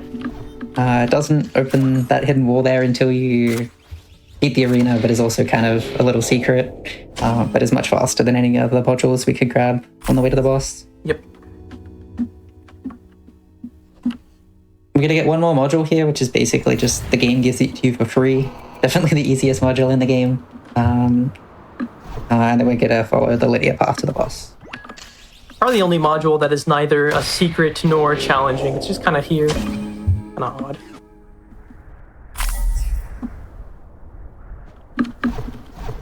Yeah, I guess we didn't. Well, I'll explain this first. So there's a small piece of tech here when dropping down these ledges like this.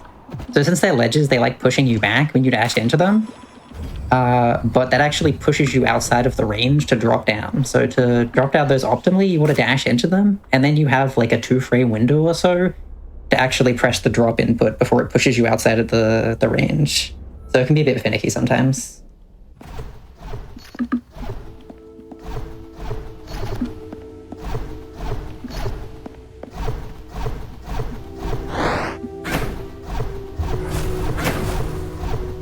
We have one last arena before the boss, but there's not too much to say about it. Yeah, it's pretty simple, yeah.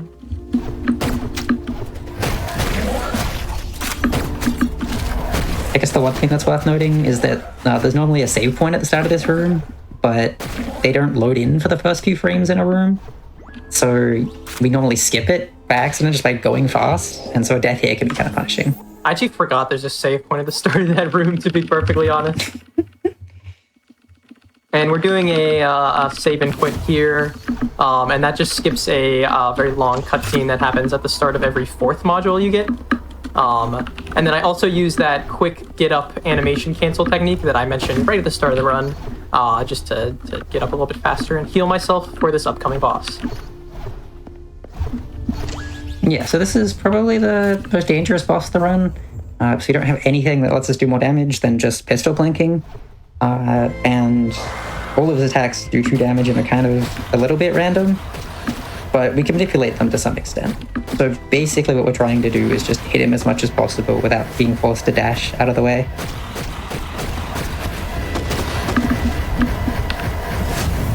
Also loves teleporting around. Usually when he takes a bit of damage, so we're just trying to minimize those. Bit of an unlucky teleport there. Bit of a slow kill, Okay. but you know, it's always good to avoid a death in this game, so I will take that any day of the week. And we're gonna get a last 3 bits here for the upgrade. Yeah, and then finally we're gonna grab the actual reward for this boss, other than the pillar, which is this gun here. It's not required for anything, but it does just speed up some arenas later in the run, especially in the next area. And that's north. Thankfully, the other 4 cardinal directions are a bit faster than north due to the upgrades, which we will get in 1 second. Yeah, so here we're gonna be getting the only upgrade that we buy, the chain dash upgrade. What it lets us do is basically do multiple dashes without waiting for a cooldown in a row at the cost of stamina. As well as if you dash 3 or more times in a chain, then you can bonk on walls. Or if you dash 4 or more times, then you'll slide at the end of the chain. So we're rarely going to be doing that outside of when we can cancel that slide somehow with the cutscene or a loading zone or something. Yep, many rules about the chain dash to consider. It is definitely the most complex mechanic in the game, but that's what makes it so interesting as a speed game. We also have to be keeping an eye on our stamina, because it is very easy to run out when we're chain dashing constantly. Yep. One of the things I try and keep in mind for stamina management is cutscenes like this, where you're hard stopped, but your stamina is regenerating. You want to try and run out of stamina going into places like this, as you can see. So I almost ran out there, and then I'm going onto this elevator just to get it back. That's just kind of the sort of bottlenecks you want to keep in mind.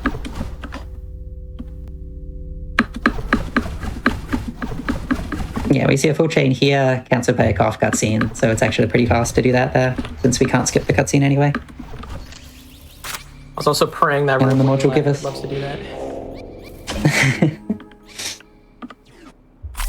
Yeah, and we mentioned earlier you can use the map to unfreeze the game during modules. Since the game is frozen, you normally don't regenerate stamina, but by opening the map there, you can actually get your stamina back during that cutscene, which saves a significant amount of time in some portions.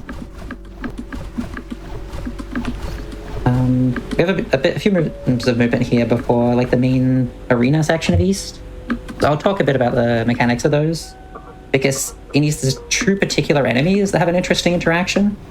There's grump shrooms, which are these little plants that explode when you kill them, and melties, which are one of the stronger enemies that a lot of times will spawn later in arenas and can actually be woken up early and dealt damage to using those explosions. So coming up here, we're just going to be using the grump shrooms to kill the bottom left enemy without having to dash all the way over to it. Come out with the laser. Assuming we get good RNG there. That was a little bit sketch, but you get the idea. And we're going to be seeing one more arena in the next room, which is a fair bit harder, but also utilizes the same mechanics, as well as one of those damage boost to victory animation skips we saw in North. Although this one saves significantly more time, because doing so lets you stack 2 cutscenes on top of each other right afterwards. So let's see if we can hit that. Thankfully, I can just interact during the block there, not losing time.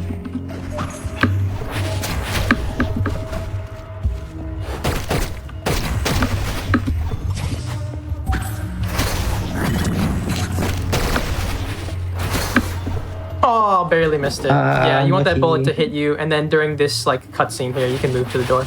Not a big deal though. Yeah, the door takes a few seconds to go down, so we kind of entirely skip that wait if we hit the trick. You know what? I'll call that a free extra med pack. That's what I'll call that. That is true.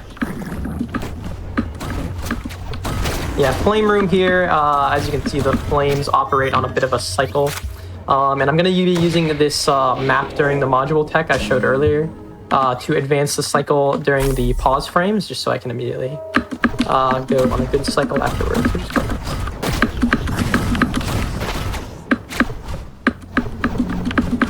Yeah, Yeah, not a bad flame room. Can definitely be one of the scarier rooms in the run if you get off of cycle.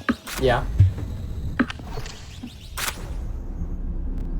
Coming up here, we have a small little optimization, which is not really obvious if you don't point it out. We're going to have this little cutscene where we stare at the dog for a bit, but you gain control when the dog goes off screen. So if you just move your mouse to the bottom of the screen, you gain control about a second earlier for free. That's some free time to save for any new HLD runners out there.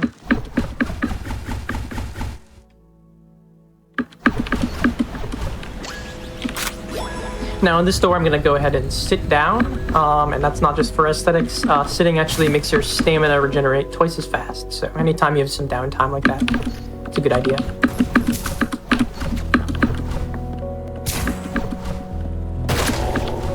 Yeah, we're going to have a few more arenas and some movement, but overall, like, pretty chill off to East Boss.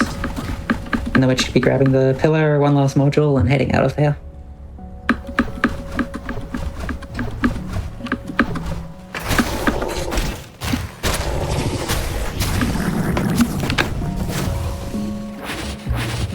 The laser is pretty useful in these last few arenas, though, as you can see, just being able to one-shot enemies from the other side of the screen stops us from having to dash around nearly as much. And that is where most of the time save from picking it up comes from.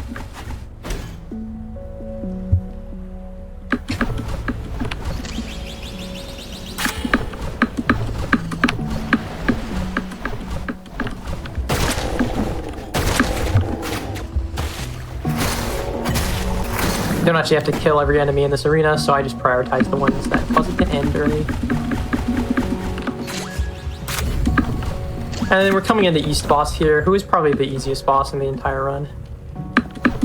You'll see why. So we cancel that animation with a bit of just shooting him during it. And then we just get behind here and AI loop him. He's going to continuously do this slam attack, which will not hit us, and then we'll be back in range for the slam. So we'll keep repeating that over and over. And we can just absolutely murder him. It's very sad.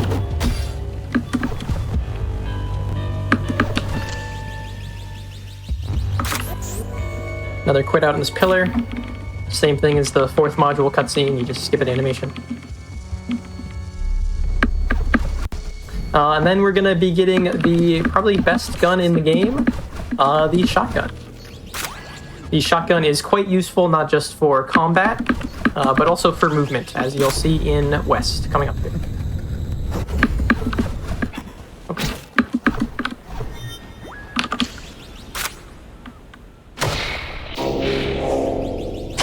Yep, and that's so that's East, or about halfway through the run. West is going to be a pretty movement-heavy area. There's actually no arenas that we can't skip in West. So it's going to be dashing around, grabbing a few modules, and then going straight to the boss. That does not mean it is chill and easy, though. Well, it's chill. It's not easy, but it's chill. Any section where you just move a lot in this game, I'm a big fan of. I love the movement in this game so much.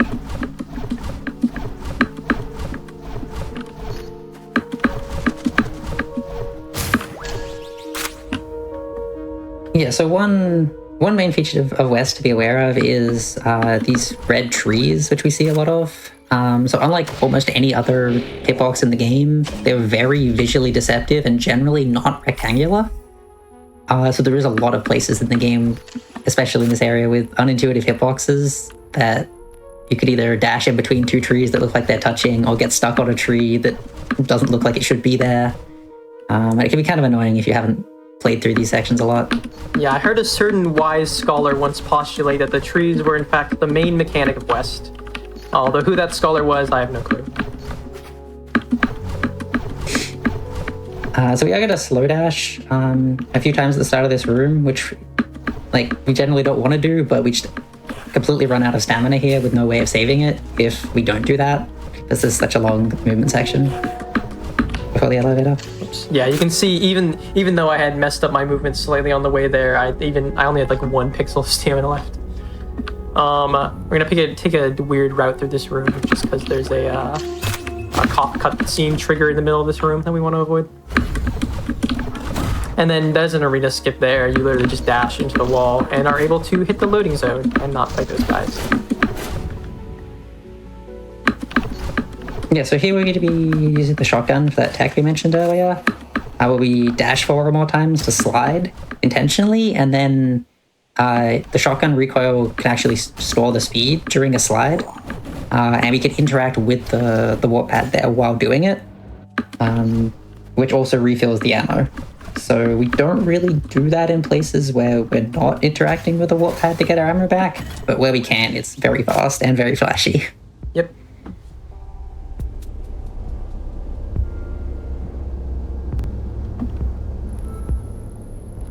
Another pretty simple segment here, although I did route in the laser to be equipped right now for breaking many of these crystals in West, because it's very fast. Much less RNG than doing it with a shotgun. Yeah, they usually take 3 or 4 hits to destroy, but the laser just happens to one-shot them. So it's quite convenient.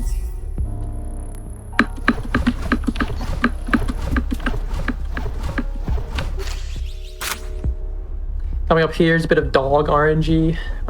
Let's hope they're nice to me this time.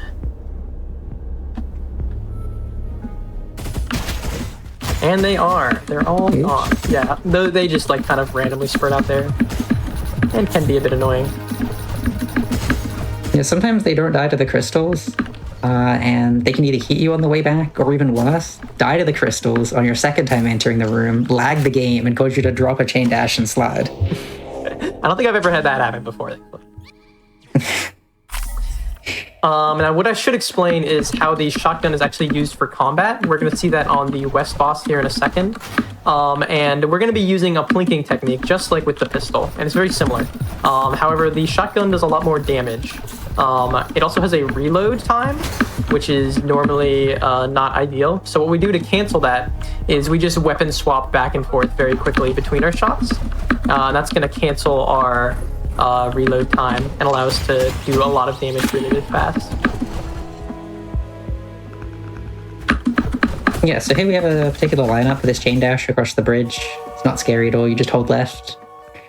That's a little scary, because those crystals can combo you if you bonk, and it's not ideal. Yeah, and then here we have a little cutscene skip. Normally, if we dash normally, we'd spend a few seconds longingly staring into the pink drifter's eyes, but there's just a hole in the wall there, and we can entirely avoid the romance route, which is good for speedrunners. It is good for speedrunners. Don't be like me and accidentally hit interacts during your dash because you're bored and then talk to him. I did that a couple times during practice. It's not ideal.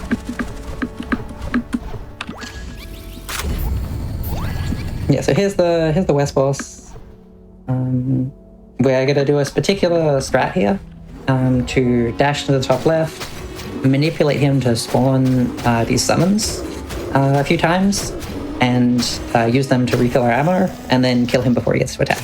That was very clean. That was very cool. I missed a couple plinks, but I still killed him before the third summon, which is pretty good. Yeah, this has been a very clean list so far, honestly. The shotgun isn't ammo neutral, so generally we need to do something like that, where we're getting ammo off of an extra enemy to keep up good DPS with it. And we're going to be seeing a lot of quick kills on the remaining bosses using it. Yep. Time for more dog RNG.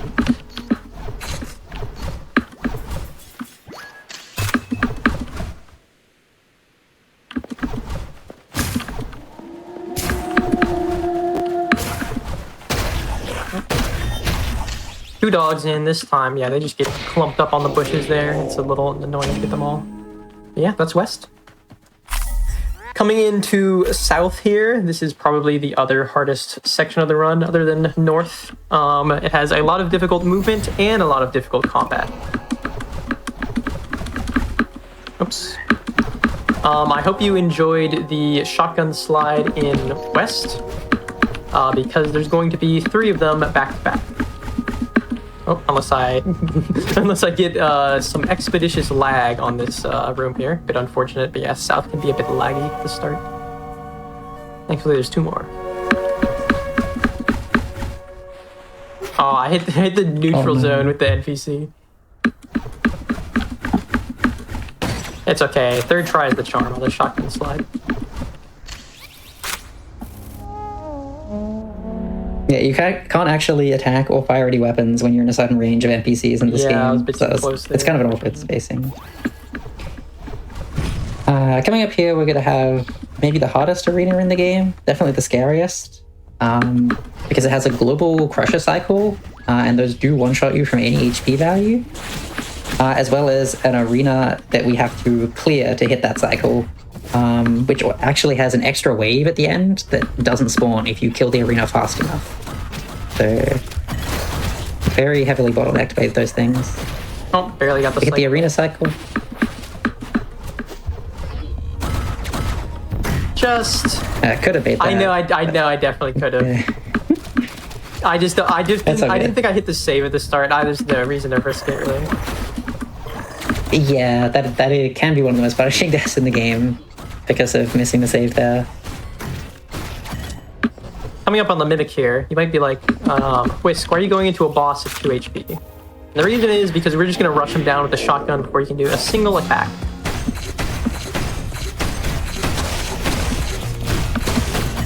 Just like that. Actually, he almost did an attack, which would have been a bit disastrous. If you let him go into his attack phase there, he starts running away and becomes really annoying to hit, especially without any upgrades. So yeah, it's a good thing to get that quick kill there. Yeah, and it's lucky that he spawns the ads directly on top of him at the start there. Otherwise, we wouldn't have enough ammo to actually kill him. That's another easily. example of using ads to get ammo back.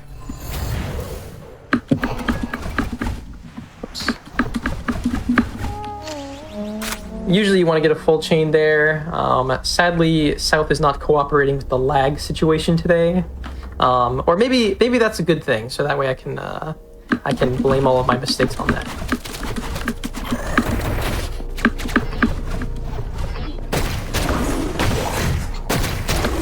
So coming up in this next room, there is a kind of notorious run killer enemy, especially if you're at low HP, who fires rockets at you, which do 2 damage. It can also knock you off, which does an extra damage.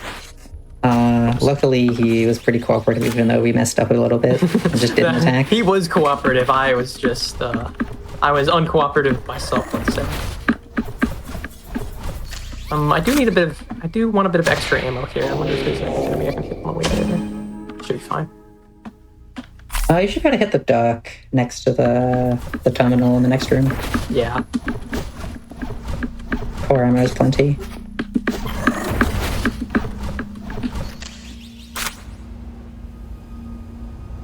Yeah, there's a little bit of a shortcut here in this room. For some reason patched out on later patches. But we play on an older patch that still has this platform here that just lets us get going around the right side of the room. Oh, I shot... Oh, oops. Well, that's fine.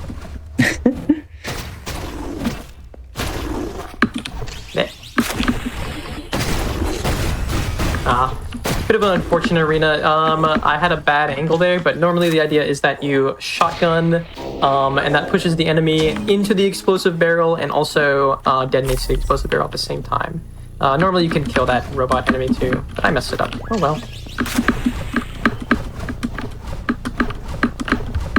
Yeah, still good health ammo for the boss. We'll be fine. Yep. There's a small skip coming up in the next room before the boss, where we can like wiggle into a ledge to get a few pixels further off and then make this dash to this kind of hidden platform. Oops. Okay, there we go. I thought that guy was gonna cross the gap. It's fine though. You can. And then this is the most RNG boss in the run. She just runs in random directions. We're trying our best to track her and keep hitting her, but sometimes she can be pretty annoying. We can just whiff shotguns like that. Although we still got a pretty fast kick. That was a pretty clean kill. Yeah. Hopefully I can get this cough cutscene skip here. Unfortunately not. That one's another one where you have to dash into it fast enough to actually skip it. And if you don't get that, it can be a bit annoying.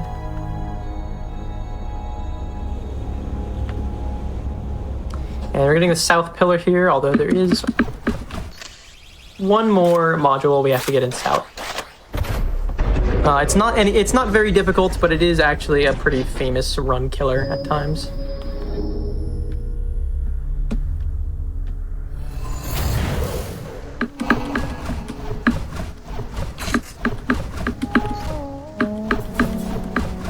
Yeah, this is a module that you're intended to need chain dash to do. Is technically possible with that, but as you can see, we just dash across all these falling platforms to the module.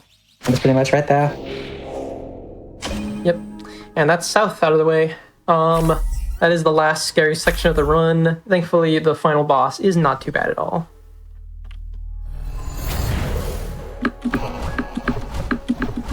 It should be a pretty chill next minute or so until we get to the boss, apart from 2 more cough skips in this segment.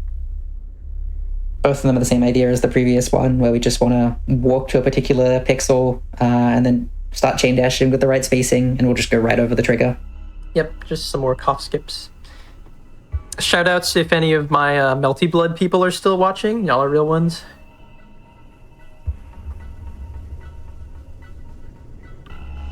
Let's see if I can get this cough skip. Yeah, and shoutouts to Whisk for doing this run. This game is awesome. To Whisk? No way.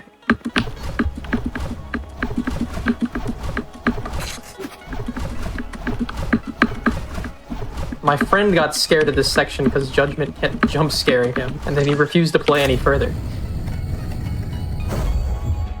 Alright, the final boss here is actually relatively simple. It's just another boss we're going to sort of burst down with a shotgun before he's able to do any attacks. Hopefully, anyway.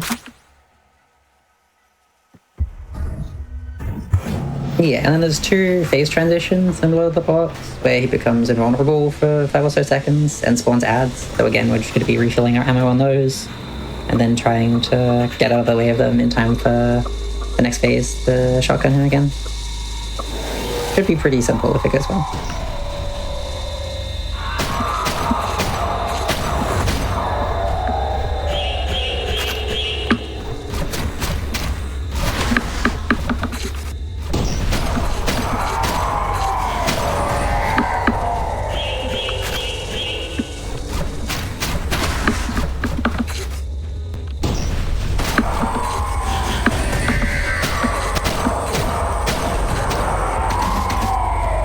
Now, time is going to be coming up as soon as I walk down through this room, and then in the next room I'm going to hit a wall, and that's going to be time. I'll let you know when.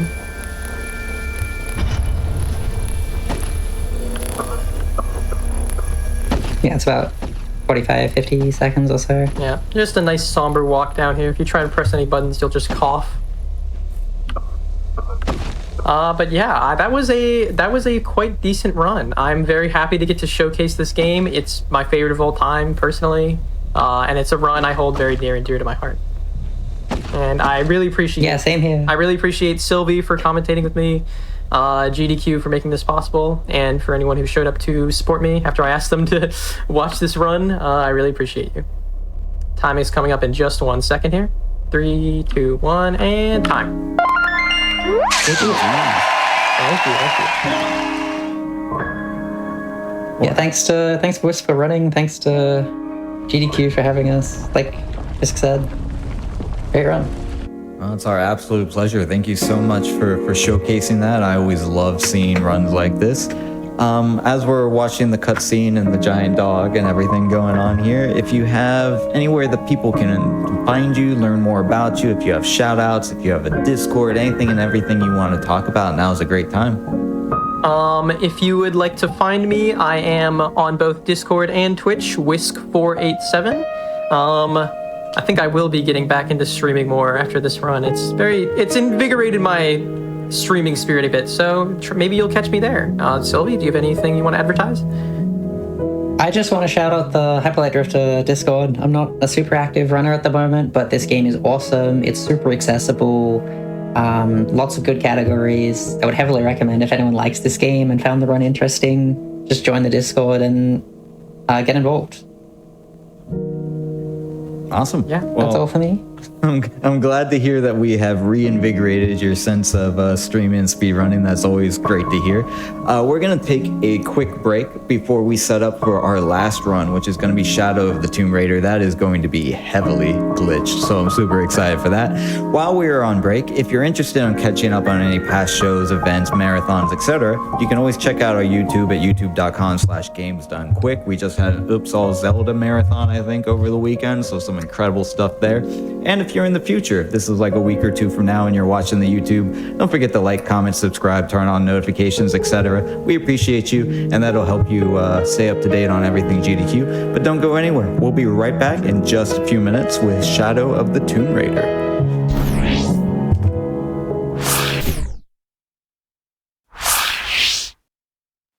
Hello, everyone, and welcome back to Perilous Paths here on GDQ Hotfix. We have one more amazing run in store for you. This has been a fantastic episode. Hopefully, you all are enjoying yourselves. We have Shadow of the Tomb Raider, any percent glitched with Wolf. How are you doing today, Wolf? I'm doing pretty good. Yeah, so unlike the last run, which was no major glitches, this is pretty much only going to have glitches. Tons of different ways to go out of bounds, and one major trick called airwalks, which I'll probably end up explaining during the run. Yeah, Oz knows I do this. The show after Perilous Paths is, of course, the scenic route, which features glitchless runs. So I love trying to find a way to put the most glitched run towards the end. It's become a bit of a running joke. Yeah, this game is pretty broken. So whenever you're ready, you can give us a 3, 2, 1 countdown and we can get into it. All right, 3, 2, 1, go. Good luck, have fun. So this initial load screen takes like 20 seconds. I don't know why this one always takes forever. And when you're timing, do you do load remove time because of stuff like this or no? Yeah, you do load removed. So time would actually start once this ends, but I don't really know when it's going to end. So it's a jump scare every time. Yeah, pretty much. I'm just kind of spamming my jump key, just ready to go. So the intro is pretty simple, as any intro is going to be. Kind of just teaching you the controls of the game, but very quickly, there's a way to get out of bounds. I like how it says stop the execution by executing someone. Yeah. So instead of shooting him, we're just going to shoot at the ground, so we can just skip a cutscene and immediately go up into this tree and just get out of bounds, hopefully. Perfect. And we're basically just skipping like the entire intro that kind of teaches you like some controls and ways of like moving around, none of which we're even going to be doing in this run probably. One big jump here, and then one more to kind of go back inbounds, which can sometimes kill me. But we got the checkpoint, so it's all good. Oh, oops. I have to immediately reload checkpoint, because a lot of times when you skip sections of this game, stuff won't always load in properly, so you have to reload checkpoint for it to actually look normal. Somebody in chat is a little bit worried about spoilers. I know we're glitching and we're going fast. Are we actually going to have spoilers for the plot, or are we just going to basically skip everything? You're pretty much skipping a lot of stuff in this. Like, the main area in this game by DT, we're not doing a single thing there. We're just skipping from the beginning of it to where you leave it, like 2 hours later, casually.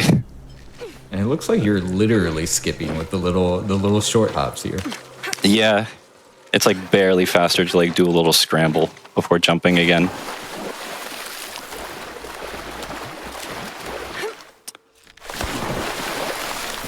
I have absolutely no idea what is happening right now. Yeah. These intro areas can look pretty broken. It never like really looks this broken other than in like one other section of the game. So we kind of have to skip like a little. Doing that kind of skips like kind of like some forced camera where you can't do anything. This is how we set up an airwalk. Perfect. So you're kind of just running on air. You like have to throw your axe and it has to like hit the ground the same frame you land, and then you're like able to kind of just run on air and also go up this temple like this to skip the first puzzle of the game. Nice little jump onto this wooden beam that sticks out, and we just skipped the entire first puzzle. And so this reboot series that Shadow of the Tomb Raider is part of, do these types of tricks work across all of the games or just this one in particular? The major tricks, like an airwalk, is also done in Rise of the Tomb Raider. And there's also one other trick called Skywalks, which you do once in this run, but in Tomb Raider 2013, you do like probably 10 of them. So there are definitely things that cross over between the games. This is just like your kind of typical stealth section, but you can kind of just, on easy mode, you can kind of just roll to the side and nobody really notices you. Most gates in any of the games you can kind of just clip right through as well. You can just skip that, having to like pry it open. And now somehow Laura has caused a tsunami. Magically, this happens.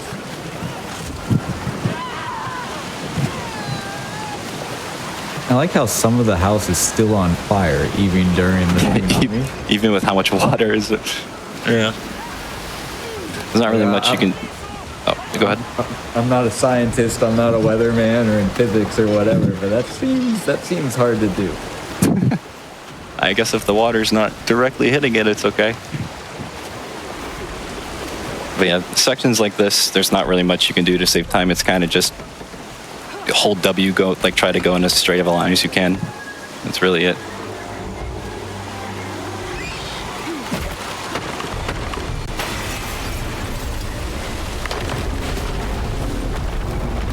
Also, during these swimming sections, normally the game wants you to go to like trapped air in order to like replenish your oxygen. But what you can do instead is just like get a checkpoint through some way and then just reload checkpoint and you'll just have full oxygen again. So it kind of saves a bit of time, like in-game time, not really that much in real time. So that's what I'll be doing here. Just gotta pry this open and then just immediately reload checkpoint.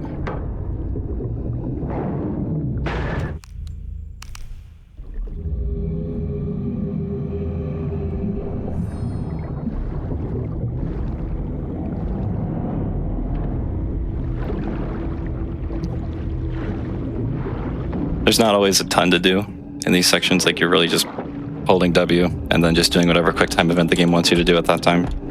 Either spamming E or spamming F.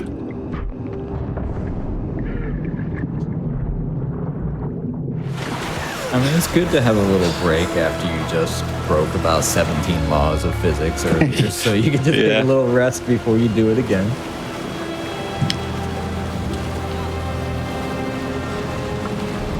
Yep, and somehow her situation gets even worse with this ship coming at her.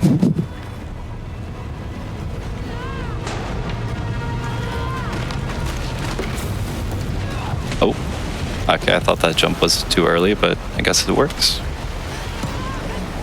This is low rent Stellar Blade? I don't know about that. Stellar Blade will be at a GDQ, and actually I'm a former Stellar Blade runner myself. Though I do select my costumes very carefully, chat, don't at me. There is a chance the camera up here might just bug out and become really, really zoomed out, but that doesn't always happen. It looks pretty funny when it does, though. I was gonna say, now I got my fingers crossed. Nah, like sometimes it happens. There's like a jump that you do to kind of skip like this animation of Laura like kind of looking around as you grab that like climbable wall. But if you like jump, it kind of skips that, and sometimes the camera later will just completely zoom out and be really weird. Now we have Stellar Blade is low rent near automata. Therefore, by the law of, what is that thing? where if this then that, that means Shadow of the Tomb Raider is low rent near automata. And both are made by Square Enix, I think. So yeah, Square Enix did this one. And Crystal Dynamics did the other two. Are Crystal Dynamics doing both the reboot, like the other games, the ones that just got announced? I don't know. I can look it up. But yes, we did not know that the Game Awards was going to announce 2 brand new Tomb Raider games, so we kind of lucked out on that. Yeah. Can anyone hear me? The transitive property, thank you, Ray. Hello? Fancy school words are not always my forte. Where are they? I have to find Let's them. see who's making these. I think I saw the Crystal Dynamics logo in one of those trailers. Silver Crown Mountain. Yep, it looks like it's doing Catalyst. Should be Oh, okay. Crystal Dynamics. Someone's over there. And then Crystal Dynamics is helping with the remake of the other one, but it's also being done by Flying Wild Hog, which I don't know. I have not heard of them.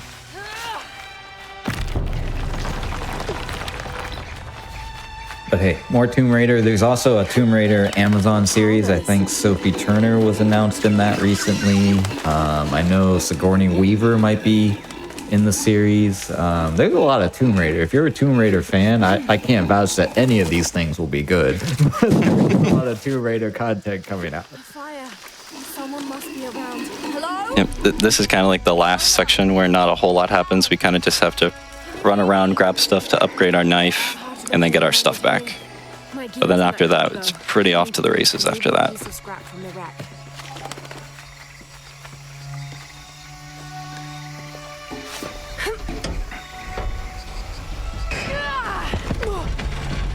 I really hope she has like a tetanus shot or something.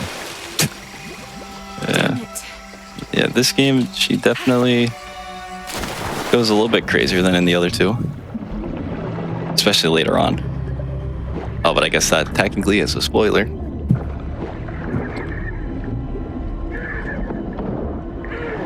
I love how we're skipping so much that my brain is like having trouble. Like now we're in the water. Now we're trying to manually pull off the propeller. Oh, by the way, there's an eel we're gonna stab in the face. Like it just keeps going. Yeah.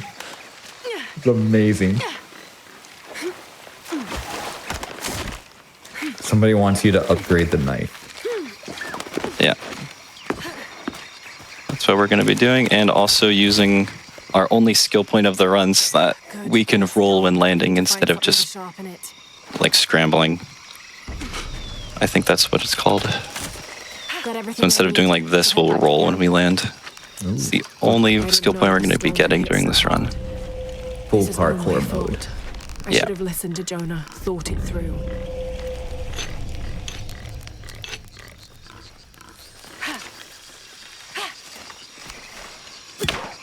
Something's still holding the supplies up.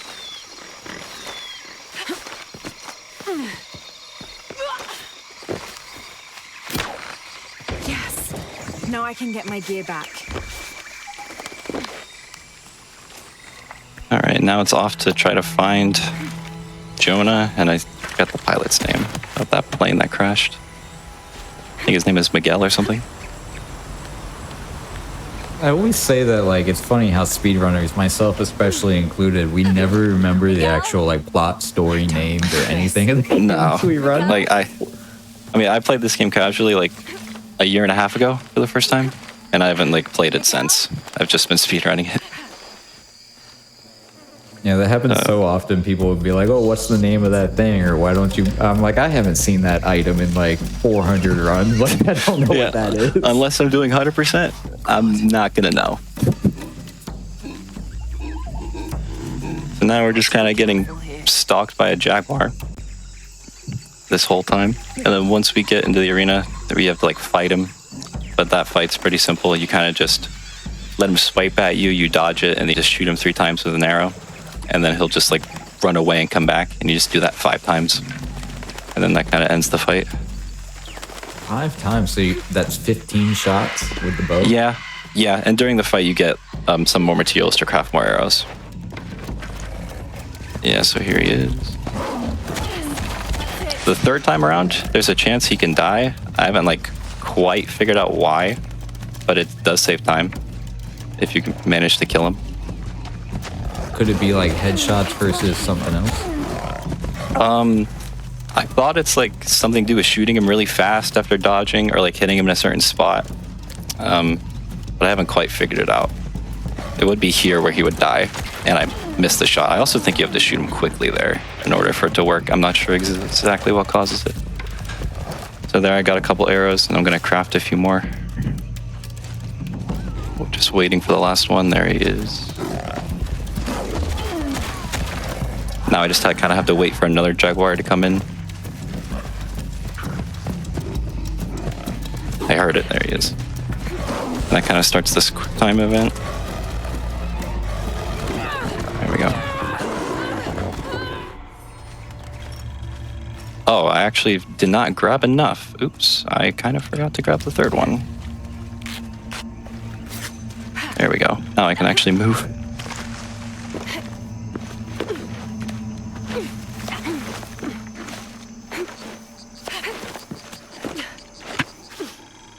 That's part of the wreckage. Jonah! Chat's very upset about the shooting of the kitty. Well, it has to be done. I need to progress. We are forced to, Chat. I'm sorry. Yeah, there's no way around it. At least it didn't die. Sometimes it dies. There, you kind of just push it to the side. You don't really know what happens to it because I skipped the cutscene. Now we kind of have to jump back where I came from and do the second airwalk of the run. Nice, first try.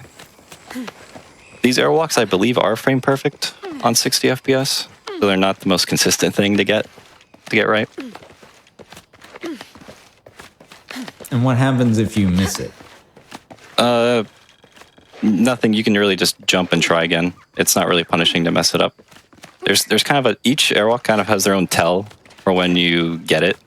Sometimes it does not. Yeah, sorry. Sometimes it's not always accurate. It's like maybe 50-50 kind of. This airwalk, we're kind of just skipping the like I guess you call it like a flashback sequence where you're playing as Laura as a kid when she's like kind of running through the manor and doing the puzzle in there, and also kind of skipping your like first encounter with Trinity, which is kind of like the antagonist group of this game. See, in my head, I had forgotten the plot line. I have played this game casually, but in my head, I was thinking Trinity from The Matrix. And I was like, I didn't know she's in this. Yeah, Trinity, I believe, is the antagonist group in both this game and Rise of the Tomb Raider. I will say I'm terrible about remembering which game is which, because the titles they're really all similar. Well, I've speedrun all of them, so they're pretty distinct once you actually play them sort of recently. Like they all look very different. Are you going to do a trilogy % challenge run at some point?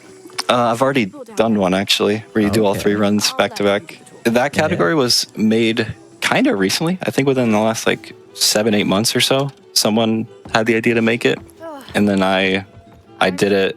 I think like 3 or 4 months ago. I did a trilogy run, and I have the record in that, but I think there's only like 2 runs for it, so it's not the most competitive category ever. Hey, a record is a record, okay? Yep, true. I know it sounds. We do not judge the records here, chat. Yeah. So now that we're in Kwakiku, there's normally you'd go in there to do like a puzzle and also like fight off some Trinity soldiers again. But we can just kind of just skip all that. It's kind of, again, the same thing where you just go out of bounds, but this one is particularly annoying because you have to jump on top of that monolith that's up there, and its hitbox can sometimes just not let you jump up. Like that. I need to jump from higher up. That's not going to work either. Come on. There we go. Now we just kind of have to do a bit of tree parkour onto this rock. Perfect. Hit some loading trigger, and then do some pretty blind jumps without being able to see much. But then we just kind of jump back in bounds. The fact you're doing this through like a literal jungle, like there's people's graphics cards that probably can't handle this, but like the fact you're doing it through all this foliage is wild. Yeah. There is a part later in the run where visibility gets like a little bit worse than that, maybe in some parts, but it's not too bad once you kind of have done it a few times. Hunted by some kind of creature. And is there anything you could do settings-wise that might help with that? Like if you lower the graphics so there's less, plant foliage or anything like that? Honestly, probably. But because this game has like a 60 FPS like limit, I just set everything to high because my computer can run it at that frame rate. So I'm honestly not too sure. Subtle brag there about the high-end PC. I mean, this game is like 7 years old. You don't need like something crazy to run it. It's not Crisis. It's just no, it's definitely not environment. Used to play this on a 970. Okay, maybe the jungle's not too bad then. Yeah. So that puzzle I skipped earlier was called, I think, what's it called? Trial of the Jaguar or something. and there's 3 trials they have to do in order to get to the main city of this game, Paititi. And the other 2, there's also ways to skip them. But I need some more oxygen, so I need to reload checkpoint again here.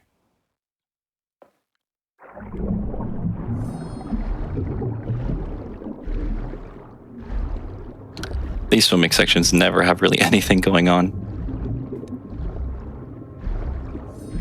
I feel like swimming is almost like a universal thing that speedrunners hate. I feel like no game has a swimming mechanic where you're like, I enjoy this. Yeah, I mean, there's not much, especially in a game like this, like what do you do underwater? Like it's not like, I mean, I guess you would need like a scuba tank or something to actually stay underwater for a while. Instead of like avoiding the mechanic of having to get air. I mean, I guess there's games like Subnautica and some that have built around a swimming mechanic. But yeah, in general, if it's Sonic or Mario or whatever, usually you don't want to be in the water. No, exactly. So to skip this trial, you kind of just need like a well-timed axe throw to just skip the whole thing. I'm pretty sure there's not even a whole lot to do in this one. It's kind of just showing you that you can throw your axe to like grab stuff. I can try to do some tree parkour. Nope, I did not get it. All right, I'm not going to go for that. You can jump around that tree to kind of skip this like animation of Laura looking at this trial and like talking to Jonah on the walkie. But I messed it up the first time, so I'll just skip that. I'm still tracking west. We always encourage the YOLO strategies at least once. Yep. That one doesn't really lose that much if you miss it. There was one way earlier on in the run I could have done that loses a lot of time, like a minute and a half if I died, so I just didn't even try for it. Another airwalk here just to completely skip this entire trial as well. I love how you just walk right into the rock face there. Like just, yeah. Oh, I'm inside now. Like, the fact that some of these even work is just a miracle. Like, certain things need to have collision, certain things don't, so you can go through it. Like, I don't know how people figure this stuff out. I just play the game. This is looking like Inception. It's like folded over on top of itself. Yeah.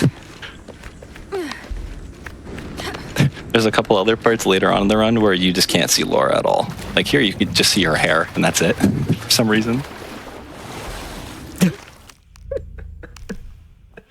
This game is very broken. I love it. But this is also an older version of the game. Like a lot of this stuff has been like patched out. Oh, we don't want that. We want day one. Yeah, exactly. I think like Tomb Raider 2013, I believe, is still done on like the latest patch. Like nothing's really been fixed in that game.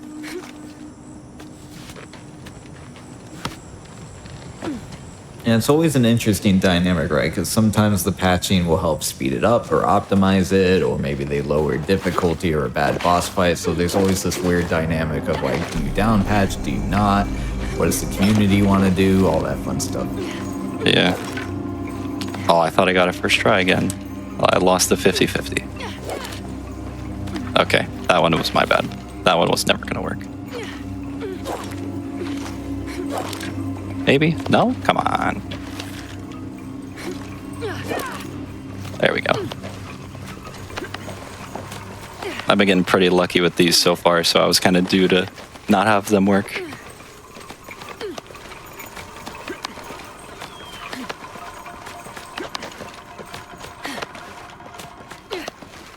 So this airwalk kind of just skips.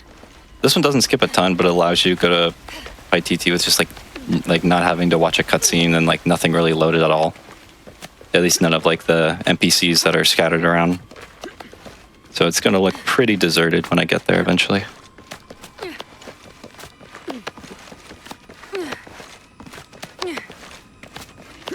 Is there any fun out of bounds or developer stuff that's kind of hidden out here? Like, can you find a character in a T-pose or like anything like that? Not that I'm aware of, but in Rise of the Tomb Raider, there is like a dev room that you can like kind of warp yourself to. You can like kind of wrong warp into the dev room. There's like 2 of them, I think, in that game. I don't know of anything like that in this game.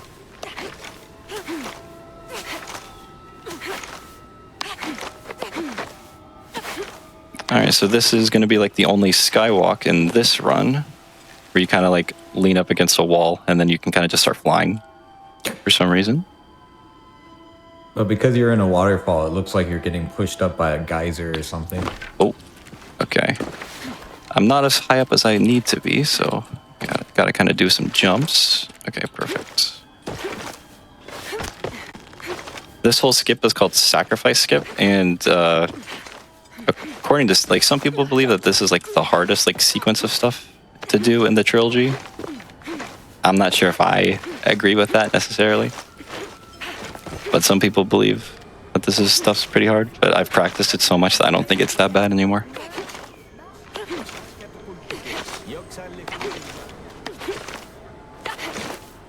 Just a big empty city full of, somebody set all the fires and stuff, but big empty Yeah. city. In normal gameplay, this area would be like flooded with NPCs. Ah, I missed that jump. That's okay, I can try again.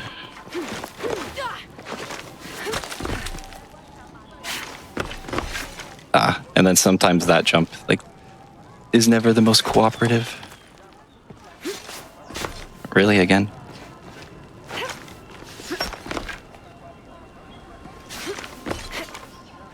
This hold skip is very glitchy. There we go.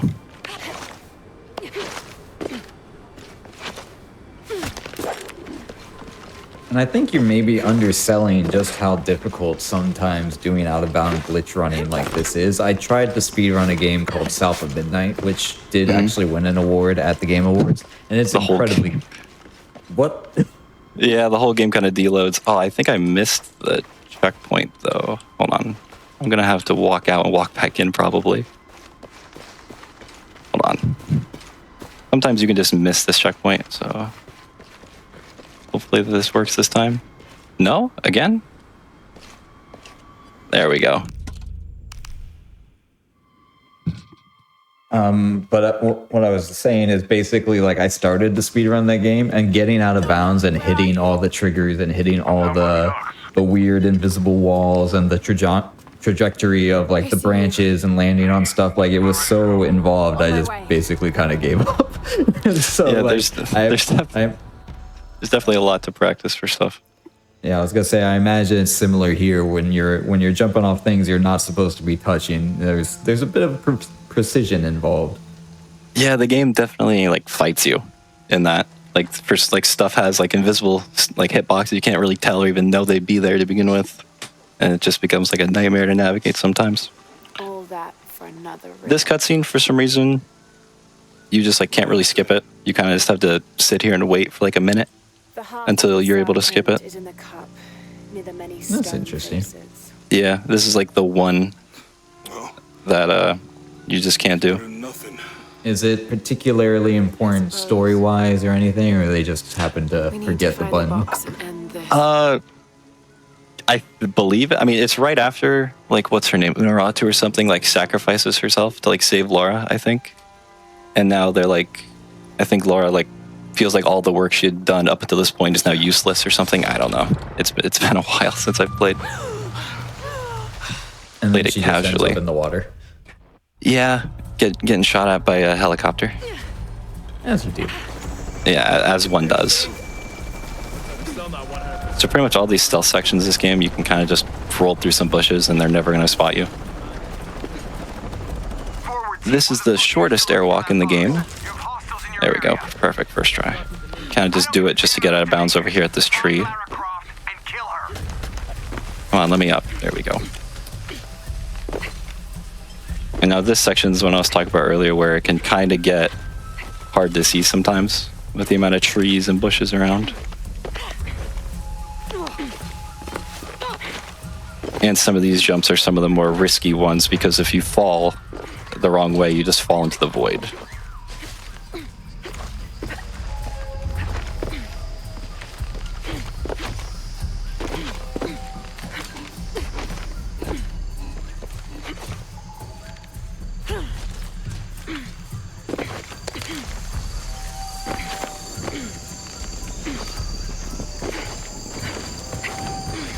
Okay, the hard part of that is done.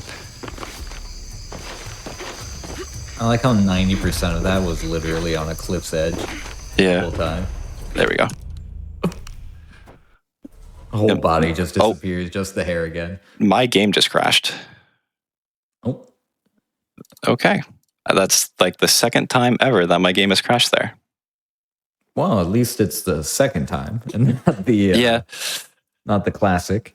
Yeah, but I mean, that crash is so rare. There's only like 2 crashes that I'm aware of in this game that have happened to me. Do you think we can pull it up quickly, or do we need to take a break? No, it should be fine. Oh.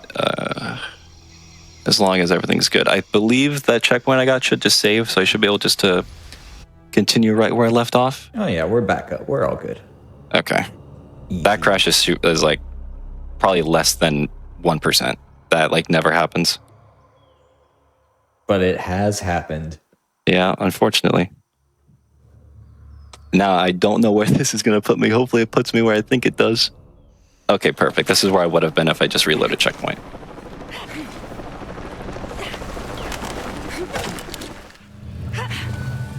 Hey, we have an actual tomb.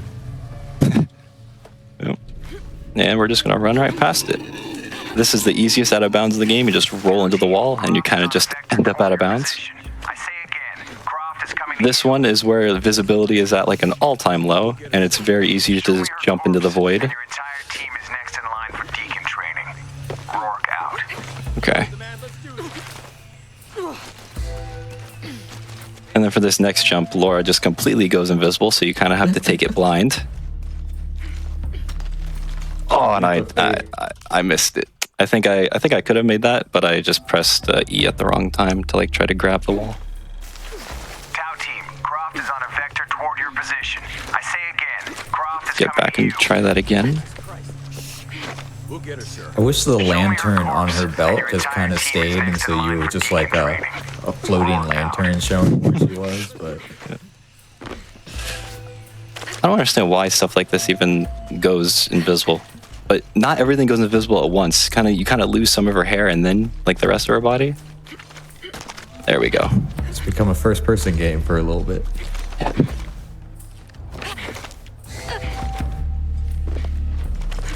That jump is probably one of the harder ones in the game, so I'm not too surprised that I missed it. That one you have to like jump right as the terrain goes off screen, and I roll. Okay, you know what? It's fine. I'm alive.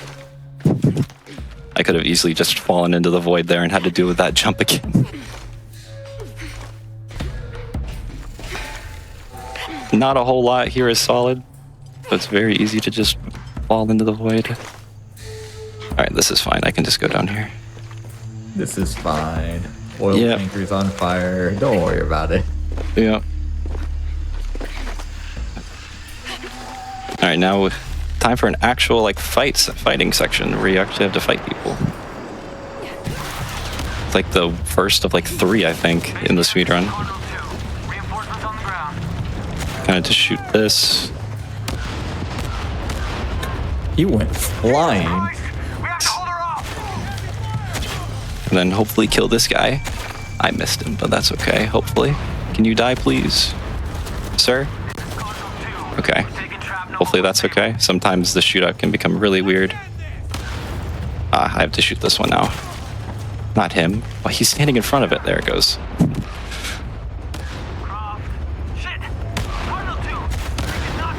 This fight is meant to be like you shooting these explosive barrels one by one, and then like the helicopter takes damage. But the helicopter's not even here, so.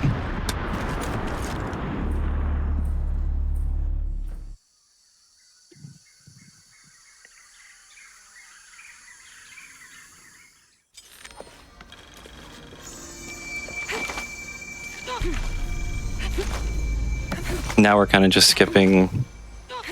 There's like one puzzle here, and then like I think a couple encounters with Trinity that we're just going to be completely skipping and just going to the final one of this area. So to get out of bounds, you kind of just hit an invisible wall, just kind of slowly pan until the game kind of just clips you out. Oh. Okay, I need to be on this, please. There we go.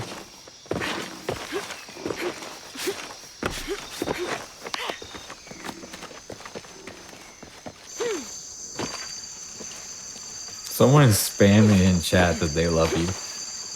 I probably know who that is. Do you want to take a guess? I don't know what their Twitch username is. I just know.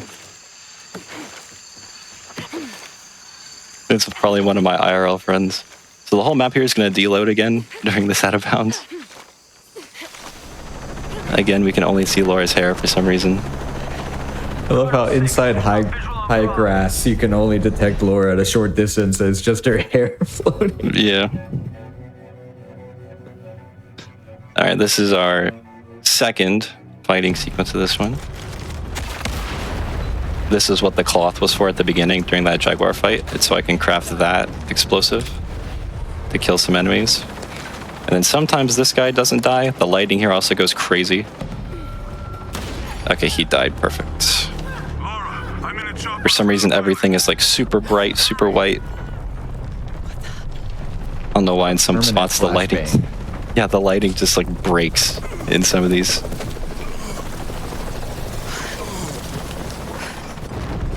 The guy just magically falls out of a helicopter. Yeah, he gets pushed out. And now somehow we have a segment. Yep, we have another flood section. Only this time it's like a mudslide. This white car could just hit me and just make me fall down. Okay, he didn't.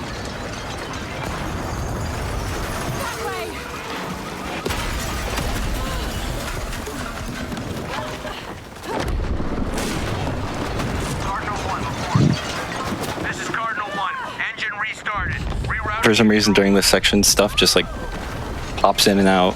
Laura's like clipping through a bunch of stuff in the ground. And I don't know if that's just because of it being an old patch, or if it's because we're not supposed to be here yet and stuff isn't like where it's supposed to be. Especially right here, where you're just like fully in the ground.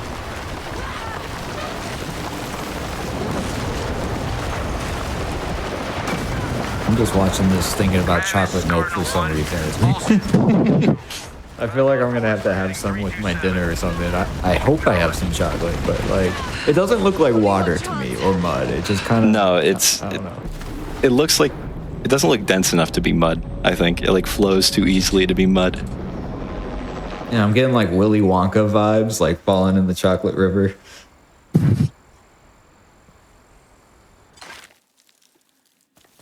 For those of you not old enough, Willy Wonka is an old movie about a child that finds a golden ticket. No, I'm not going to do that.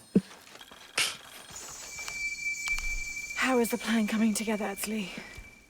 We have options. Uchu?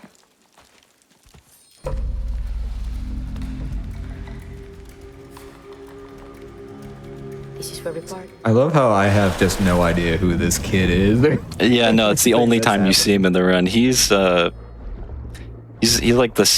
the leader now of like that main city Paititi from before, because his mom was that Unuratu person that sacrificed herself, but we never even met her. We just skipped everything to do with her. And so now he's kind of in control of that, I guess, city, the Hin City. There's in a speedrun, there's a lot of stuff that just does not make sense or isn't explained because of all these like sequence breaks that happen. And that's what we love to see.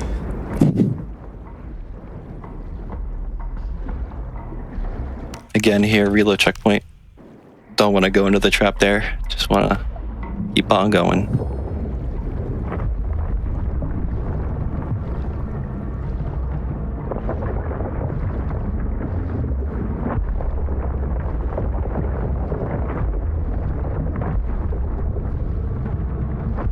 Did that boulder just bounce off? Okay. Yes, it did. I was wondering if one of them hit you, what would happen? Yeah. And it just like popcorned off. Yeah, if you swim fast enough, that one will just bounce right off of you. Now we understand why shooting her doesn't kill her. Her head can literally punch boulders. That should work. Yes. Okay. Cool. So this is the longest airwalk of the run. We have to go all the way up to the top of that like temple way out there on the top right of the map. Could you imagine if you were that helicopter pilot? Yeah, I just saw it. Sometimes it'll just drive right into you and you just clip right through it. It doesn't have any collision, fortunately.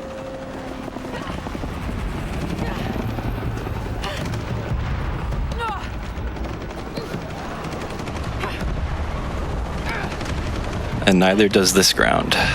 This does not have collision either.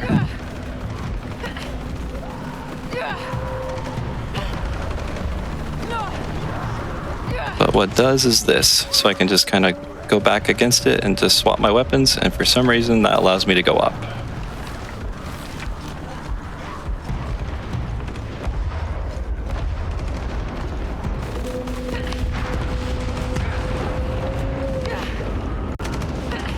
I do like that the war is still kind of going on around you while you do this. Yeah, everyone's just kind of watching as Laura's just crawling and rolling through the air.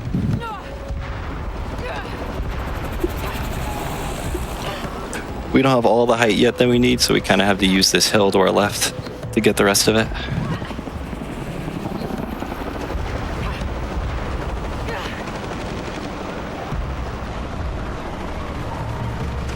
This also visibility can sometimes not be great.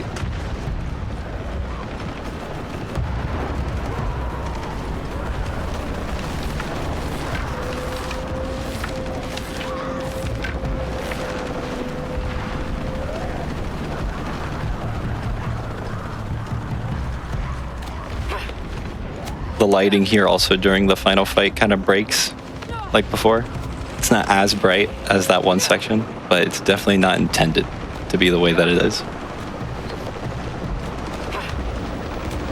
You gotta put some shades on Laura. You gotta bring out the cosmetics. Yeah. And normally, once you get here, you have to kind of fight off a bunch of enemies while you're like breaking these statues. But because we kind of missed that trigger, there's just nothing here stopping us.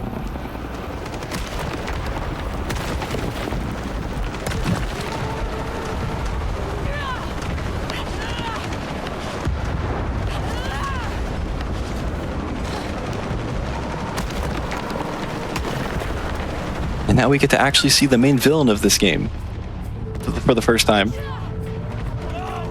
Nothing will stop me. Remaking For the first one. Yeah.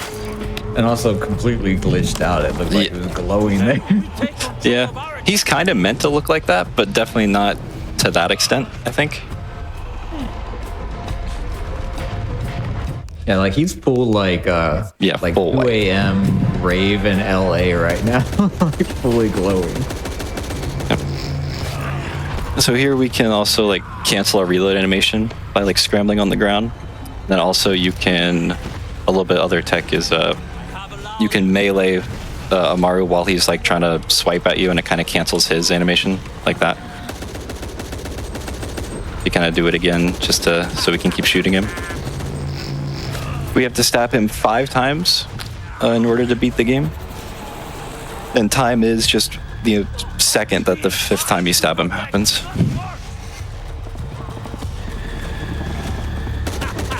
Do another reload cancel there. Grab some more ammo back here.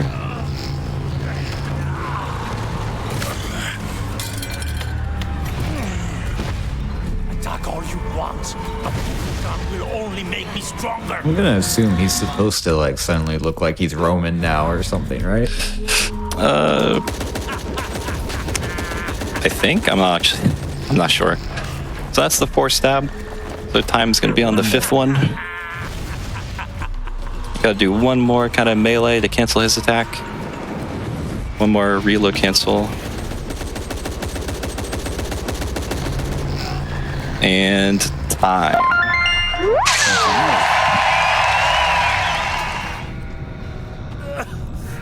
Well, as we are watching the ending and/or credits or whatever is going to show up here, why don't you take a minute to tell the wonderful people where they can find out more about you, any shout outs you have, if you have a Discord community, events, anything and everything. Now's a great time. I tend to stream on Twitch, Wolf6501 on Twitch. I do want to give a massive shout out to Cypher TV. He was kind of the guy who, the world record before he was playing was like a mid 42. And then after, like he was playing that, I learned stuff from him. He dropped it down like by 3 minutes by himself. So massive shout out to him and some of these new stuff from him. But yeah, that's about it. Awesome. Well, that is, first off, thank you so much for showcasing that. That was an incredible run. And as I said, always funny to lead into the scenic route with the most glitched thing that we can find. Thank you so much for showcasing that. That is it for us here at Perilous Paths, but certainly not for Hotfix, as we do have another show, the scenic route, coming up after this. And I believe, Osborne can correct me, but I believe this is going to be a Black and the Flash community showcase. So before we head out, I do want to tell you to check out Black and Flash's upcoming events, which are going to be speeding through the holidays, December 27th to 28th, starting at 1 p.m. Eastern, and Back to Black will return February 5th to 8th, 2026, and be benefiting Race Forward. So you can use !BAF, I'll toss that into chat to learn more about that. So I'm super excited to watch the scenic route featuring some of that talent and community coming up right after this. I want to take a quick moment to thank everyone who was on the show today, our runners, our commentators, and of course my production partner Ray behind the scenes for everything that they do. But wherever you are, whenever you are, I hope you have a wonderful rest of your week. Thank you so much for joining, and stick around for the scenic route. Don't go anywhere.